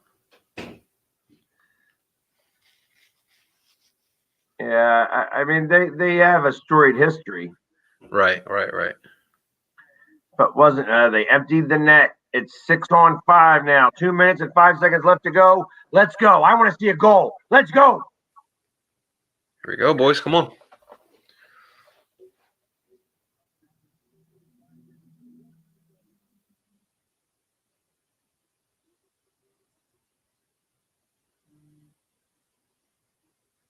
Oh, no. Holy crap. That was so close. Come on. Shoot it.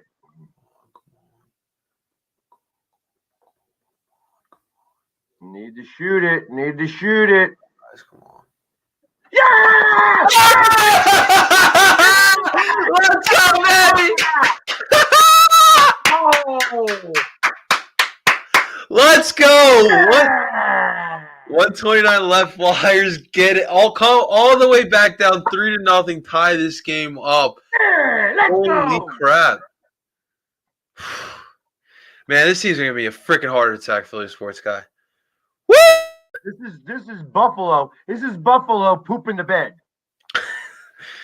You saw the one guy. He's like this. He was just like, he was a little nervous. I just saw that. Montour. I was like, what are you doing? Oh, my God. Is that JVR? JVR with the goal. Tied up at 3, baby. Let's go. One more to go. Minute 29 seconds left. We ain't done yet. I didn't hear no bell. Let's go. Oh, my God.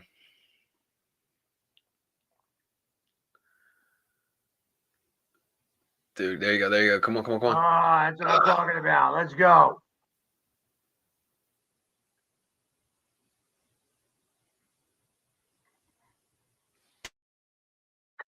Boys, we got this. Come on. Let's get these 2 points.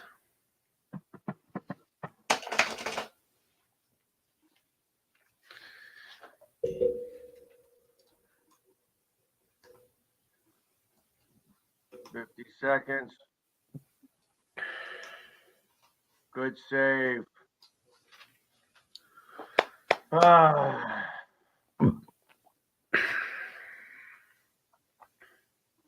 That's what I'm talking about. I didn't hear no bell. Let's go. That's right.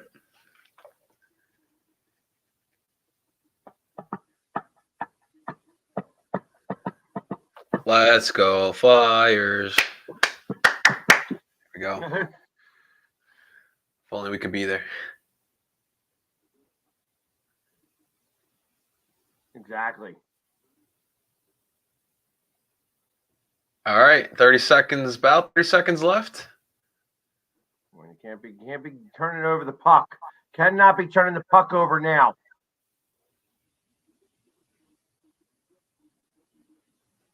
Oh, here we go. Giroux and Reinhart. Okay. Yeah, Drew ain't doing it now. What was that?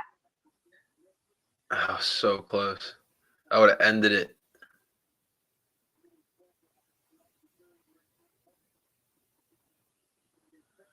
I'll tell you what, man. Like, we'll wait till the end of this game. This is a great performance. So come on.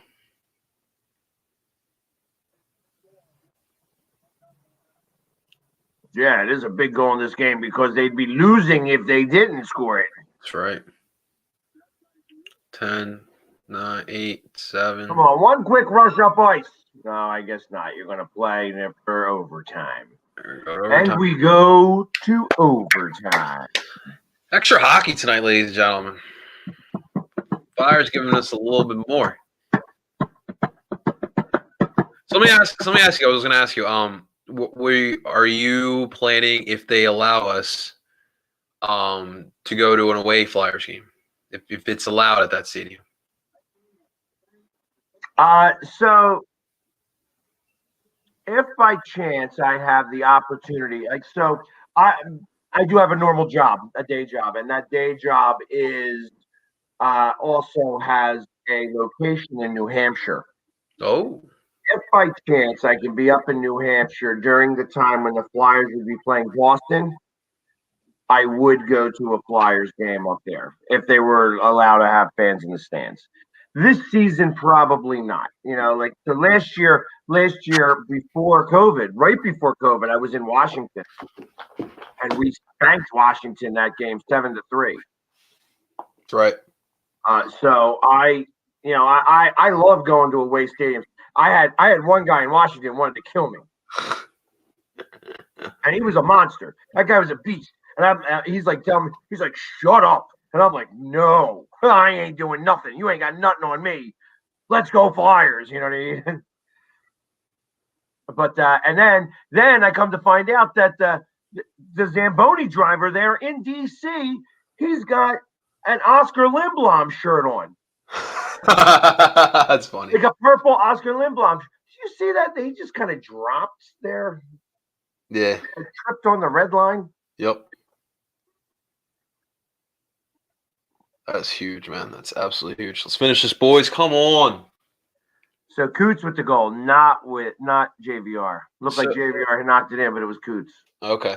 So far this season, the Flyers have been 3-2 in overtime, while the Buffalo Sabers have been 0-2. So let's go. Time to make it happen. Let's get this done. Come on. 3-on-3 puck.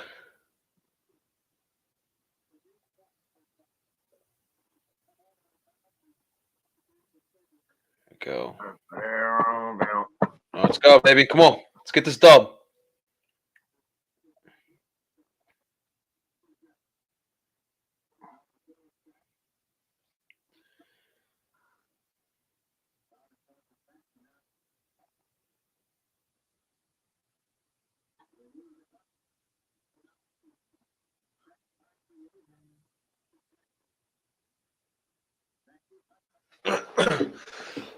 Here we go.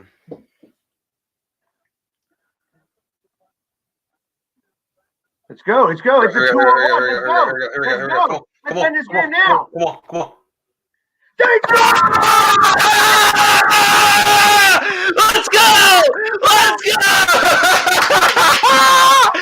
Let's go, baby. That's how you do it. Oh my God, what a night. I think I need a drink after that. I tell you, that's what I'm talking about. A pro day. We play, all of a sudden, Konechny comes down. Oh, look at this. It's a 2-on-1. You know what? But I got Proby right there, and he scores the goal through the 5-hole. And guess what? It's 18 games in a row that they have lost after being up 3-0 going into the third period. And who called it? Chris CDP called it. That's what he literally did. 4-3 in overtime, and he was right, baby. He was right. That's great. Yo, my heart is literally speeding faster than usual. This was a game, man. Shouts to CDP though. That was incredible. What a freaking game! Like, Oh, you guys will come back and win this 4-3, and he was right. He was right, baby. Oh, baby, that was so pretty, so pretty. It was the ugliest game in the world to win 4-3, but a win is a win is a win. That's right, and I love it. Proby jumping in on the 2-on-1, bam, in the net, baby. Yeah, that's what I'm talking about. God. Oh man, what a show! What a show! What a That's what night. I got to say. Drew. We need to do 60 minutes next game. Yeah, you got to do it 60 minutes. You can't do it for 20. We're in the room and really upset with ourselves. We know we can play better. Obviously getting a win right now is. That is correct, Isles fan. They are on an 18-game losing streak. Take us through to the game winner. You had quite a battle going on there with Darlene to get the play started. Yeah, I mean, we were both battling. He kind of loose puck. I was able to get it loose. So that's a good play by TK and Proby there. Shortened up the bench in the third period. You guys went with 3 lines. You're with Couturier and. What I said, they shortened up the bench to 3 lines. But going with the 3 lines certainly worked for you guys. Oh, I think me, Coots, and Jake we played together before, so chemistry was good right off the start. So hopefully we can keep it going here. You talked about in between periods. Did you do a lot of talking, or was it something that it was just understood you guys had to play better?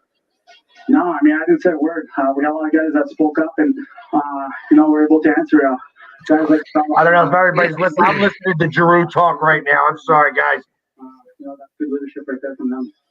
All right, G, congratulations on the win. Go get some rest to be ready Wednesday. All right, thanks, guys. Yeah, come back and play an entire game, not just 20 minutes. What an incredible win, man. Oh, yeah. That's what I like to see. I love to see that. I love seeing that. What a win that was. I'm going to do my video. Got to do it. I'm going to do it for everybody right now. You get to see it live and in color, all of you. Wake up, Philadelphia, and let me hear you say the orange and the black. The orange and the black. It was an ugly, ugly, ugly game, but they didn't quit, and I didn't hear no bell. And that's what I'm talking about. This Flyers has got no quit. I got no quit. They ain't got no quit. I ain't accept no quit. And that's how we do it in Philly. Let's go, Flyers! Yeah! That's what I like. That's how you do it. That's how you would do it, TikTok. That's how we do it here. Yeah, I got 3 different shades of red going on. So, all right. So I'm just like, this was obviously a solid win. And I was going to say this at the end. This is kind of what they need. Like the Flyers in previous games allow that snowfall effect to happen. Like we go down 3-0 and then they just allow the snowball to keep going. This game, they're just like, all right, we're down 3-0. We're okay. And they just believed, slowly grinded. They tied it up, got the big goal in overtime to get the win. The 3 lines, though, I'm trying to understand that. So I guess we had, obviously, like Claude Giroux mentioned, we had the 3 older guys, Voracek, Coots, and Giroux. I think we had, what's his name, Konechny, Hazy, and Lutz. Yes. And then we had, what was the third? Raffle, Albie Kubel, and who was the third one for that? Albie Kubel, Raffle, and I'm trying to think too. I get Patrick. I don't know Patrick. Well, it looks like here Patrick, Lindblom, and Farabee didn't play much. They all played under 10 minutes. Yeah. Raffle. Why can't? Yeah, I mean, and those are 3. Those are JVR. hard time right now. So yeah, so probably JVR. JVR was the other one on the third line. So yeah. It was probably Konechny, Hayes, and JVR, and then Albie Kubel, Lawton, and Raffle. Wow. And that's how we won. Wow. I'm intrigued. Yeah, you could tell that they were down to 3 lines. I'm like, you only see 3 lines with 12 minutes left in the game. So, because this is a playoff game, you need to win these games. We need to get these 2 points all the time. We cannot do it. We cannot lose these games, especially to a team that's lost 17 in a row, now 18. Yeah. It's very important to have these 2 points. You need to get these 2 points all the time. And giving up 1 point is okay against a team that ain't going to make it anyways. But right. I mean, I was concerned. I've been concerned with all these line changes throughout the season, but I mean, Vigneault made the right moves today. Like you alluded to switching to the 3 lines. 3 lines worked well, especially in overtime. That doesn't work all the time. But ultimately, he might want to consider going back to the original 3s. You know what I mean? Like that, and then make that 4th line go out there and earn it. You know what I mean? It's like you're talking that 4th line, it'd be what? It'd be Patrick, Farabee, and who else? And Lindblom. So yeah, I mean that's not necessarily a bad 4th line either. No, not at all. The talent's definitely been distributed throughout the lines for sure. But I also want to mention too, Ivan Provorov. I mean, got the game winner, but a +2. He gets an assist in this game as well. 6 shots on goal, man. 2 blocks, man. 25 minutes on the ice. This guy was, he's always in the top of. I mean, to me, honestly, Philly sports guy, he was the best player of the game in my opinion. I mean, the problem is he's always that guy. I mean, he's always putting in about 30 minutes a game. You know what I mean? And that's but he's used to playing that. So, and he's playing defense and stuff like that. He's been the best defender. I mean, you take out Braun. Braun has been out there, and like Braun has actually been doing really well. Right. Well, he's been good for the blue line. And so when Braun's on the ice, they typically don't score. Yeah, it's weird. It's weird because he does contribute on offense. Like I said, he's good from the blue line. He gets those pucks in there. It just, for whatever reason, we just don't score. I mean, when I think of this performance, look, this is an exciting win. I mean, this is entertaining hockey. We got the entertainment factor here tonight, but I mean, this is not good hockey. This is not. I'm saying it's entertaining, maybe. Yes, that's right. Watch the 3rd period comeback like that, but this game sucked.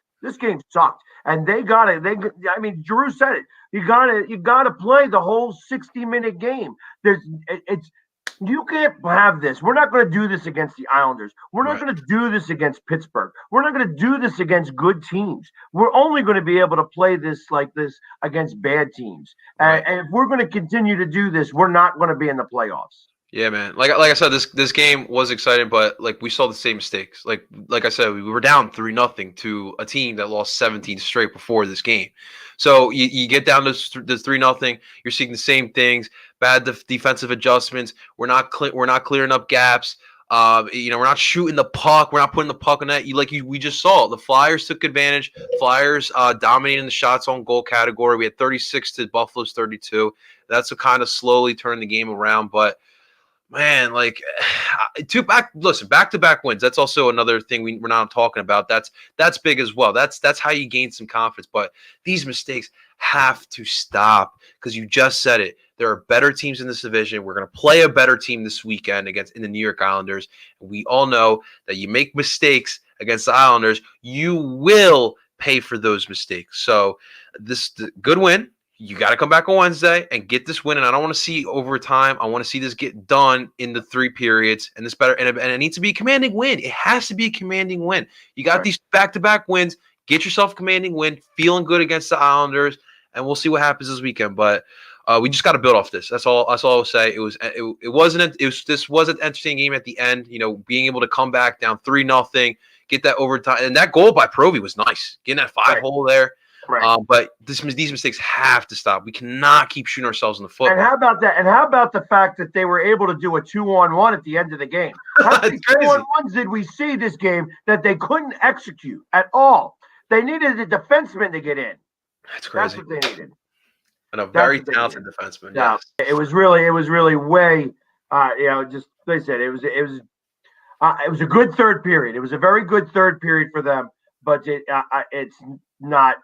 This is not how this can be. This is not right. How this, And we talked about it earlier in the year, and early in the season. I'm sorry, with the Flyers, the whole shots on goal thing, and whether or not we should be concerned with it. I think at this point, with the way this defense is playing, the Flyers need to be winning in the shots on goal category because, like you saw, once the Flyers got their shots on goal up, that alleviated some pressure off the defense and off Brian Elliott as well. So going forward, you guys like the Philly Sports Guy and myself keep screaming on the TV and at the game for shoot the darn puck. Just keep shooting. And by us keep shooting the puck on net, it alleviates the pressure off the defense, and that's we can have games like that. So just keep putting the puck on net. Doesn't matter what it looks like. Just put it on net. I tell you, I'm laughing at that shimmy shake Montour. by Montour. That shimmy shake by Montour really did it. It's just that's. You can tell he looked scared. He looked scared. He was nervous there. He didn't know what to do. Shout to CDP. We gotta let him know, man. He comes on the show, tells us what's gonna happen, and it happened. Yeah, exactly. And I thanked him and I said, "Good call, and the Flyers win." You know what I mean? So it really was a good third period. But again, they can't be playing this way. They cannot do these third period comebacks. It's not going to prevail. You know what I mean? They got to do this, Absolutely. and we have to start to right this ship now. We cannot wait. First period, you got to come out strong. Again, like I said, it works easy right now, but it's not going to be able to do that for very long. So so we're back on Wednesday playing against the same team. We're still up in Buffalo. I mean, I don't know about you, Philly Sports Guy, but I think I want to see these lines again in a full game. The same lines that he switched to. If that fourth line is Lindblom, Patrick, and Farabee, so be it. But I want to run with this again, and we'll see what happens. But like I said, Wednesday needs to be more of a commanding win. Like I don't want to feel this again on Wednesday. Well, you know what? And I think that he's got to go back. I feel like that he is maybe he's been overthinking it. Maybe you need to go back to the original lines because these lines are from a couple of years ago. Let's hear what he's got to say. I want to hear what he says. Well, we're down by 3. We needed this game. So I decided to shorten up the bench and went with I thought was our best 9 forwards at that time. I put Kuntz's line back with G and Jakey, and I thought Scotty Lawton's line with the Rafi and Q were working extremely hard, and put Hazy with TK and James and shorten up the bench. And the guys found a way to get it done. Jordan Hall, you're on with Elaine. Go ahead. Hey, Jordan. Hey, Elaine. Do you take more away from the first 2 periods, or do you take more away from the comeback effort? Well, we discussed this morning as a team how important this game was for us and the way we needed to play. We didn't come out that way for the first 35 minutes, and then decided to make a couple line changes there. I didn't go in the room in between the second and the third. Sometimes the teams and players have to figure things out, and there's no doubt that our guys did. Kuntz's line and played well. Scotty's line kept going what they've been doing for the past couple of games, and Hazy's line found a way to get us that first goal to give us a little bit of momentum, and we were able to carry it to overtime where G made a good play, just TK made a great play to Flurby. Anthony Sanfilippo, you're on with Elaine. Go ahead. Anthony. Hey, B. You mentioned wanting to have your 9 best guys out there in the third period, but was it just as much of a decision to look to the leaders of this team and say, if we're going to come back at this point, we're going to need you guys to kind of guide us that way? That's 100%. I mean, at this time in the situation that we're in, if we're going to move forward and get the job done, your top players have got to be your top players. Right. And that's one of the reasons I put Kuntz back with G and Jakey, and we needed a push. You needed those guys to step up. And, by shortening up the bench, gave more ice time to 2 guys, and we were able to find a way to win this game, which we desperately needed. We'll take 2 more questions. Bill Meltzer, you're on with the lane. Go ahead. Bill. Hey, V, 2 questions for you. Bill Meltzer, that's Al's son. There might have been a couple of shots he might have liked, but at the same time, he might have kept the game from getting out of hand, while it was still in reach. Yeah, I mean, other than that second goal, I thought Brian did what I want a goaltender to do for us, is give us our team a chance. And they had the better chances for the first half of the game. They were the better team. And, when we made a couple of those changes, we sort of got a better rhythm and back in the groove. But there's no doubt that early on, Brian gave us a chance, and we were able to come back and win this game for him in big part. Thirdly, do you have a follow-up? I do. When you have a situation like the first goal where you have 5 guys on one side of the ice and no weak side coverage, is there anything you have to say on the bench? The guys already know what happened. I mean, I thought Oscar there had a play to make that he wasn't able to make. And then on that play there, Jakey should have been in the slot covering up once we did get that puck out. Not exactly sure what he was doing on the boards there, because both Patty and Oscar were leaning on the same guy on the boards. Jakey had to be the security guy, and he wasn't there, so I'm not quite sure what happened there. I haven't talked to him about it. I'll do that tomorrow. All right, so we heard Alain Vigneault get into some detail there. Interesting, man. Defensive breakdown. I mean, it definitely was very. He was. You know what? And that's the one thing I want him to call out the players. That's what I want him to. Hey, I thought he had a play to make and he didn't do it, and then the other guy didn't do it. You know what I mean? That's the big deal. That's the big deal. Sometimes you need to make sure that your guys hear that it's important that they hear this. He alluded to the way they treated this game, like they felt like this was a must-win game, and Flyers need to play like that every single game. You're at a point now where you're falling place in the standings here, and the way they played tonight was great. And I mean the way they finished tonight was great. It was the way they started it. And Vigneault held players accountable. Guys stepped up, they got it done. He put his best 9 forwards out there, and they went to work. And we'll see what happens in the next game, but. Vigneault and the team feels this. They feel it, man. They feel it. Right, and they better, and they got some work to do. This ain't done yet. This ain't done yet. Exactly. I mean, like I said, I didn't hear no bell. They better not hear no bell either, though. You know what I mean? That's exactly it. I don't want to hear that. I ain't quit. I ain't accept no quit, and that's how I feel, and exactly. that's how I want it. And on that note, I think that's the perfect way to end this show. It was a great show tonight. Great show. Yeah. I mean, got everything in. Got all 4 sports teams. We did miss our union, but don't worry. We're going to be talking a lot about them next Monday because we're getting closer and closer to Costa Rica, baby. Union season starts next week. And so it's going to be time to start talking about them a little bit and what have you. But great show. Thank you again to CDP for coming on. Yes. I'm going to take this off. Yeah, I tell you, he was the one that called it for us.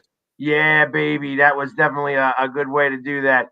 And, hey, listen, I'm still excited. I ain't quit. I ain't accept no quit. I ain't done yet. And listen, we're going to be going, let's see. What's today? The 29th.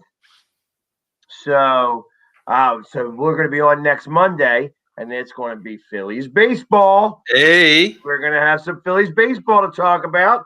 We'll also have the Sixers, some Flyers. Obviously, we're going to have a couple games this week, and that's like I said, everything else to talk about. So thank you again for tuning in to the Philly show, the Philly Sports Show, and Game Day Live. It's been a pleasure. Thank you so much, everybody. Let's go, Flyers. Yeah. See you guys.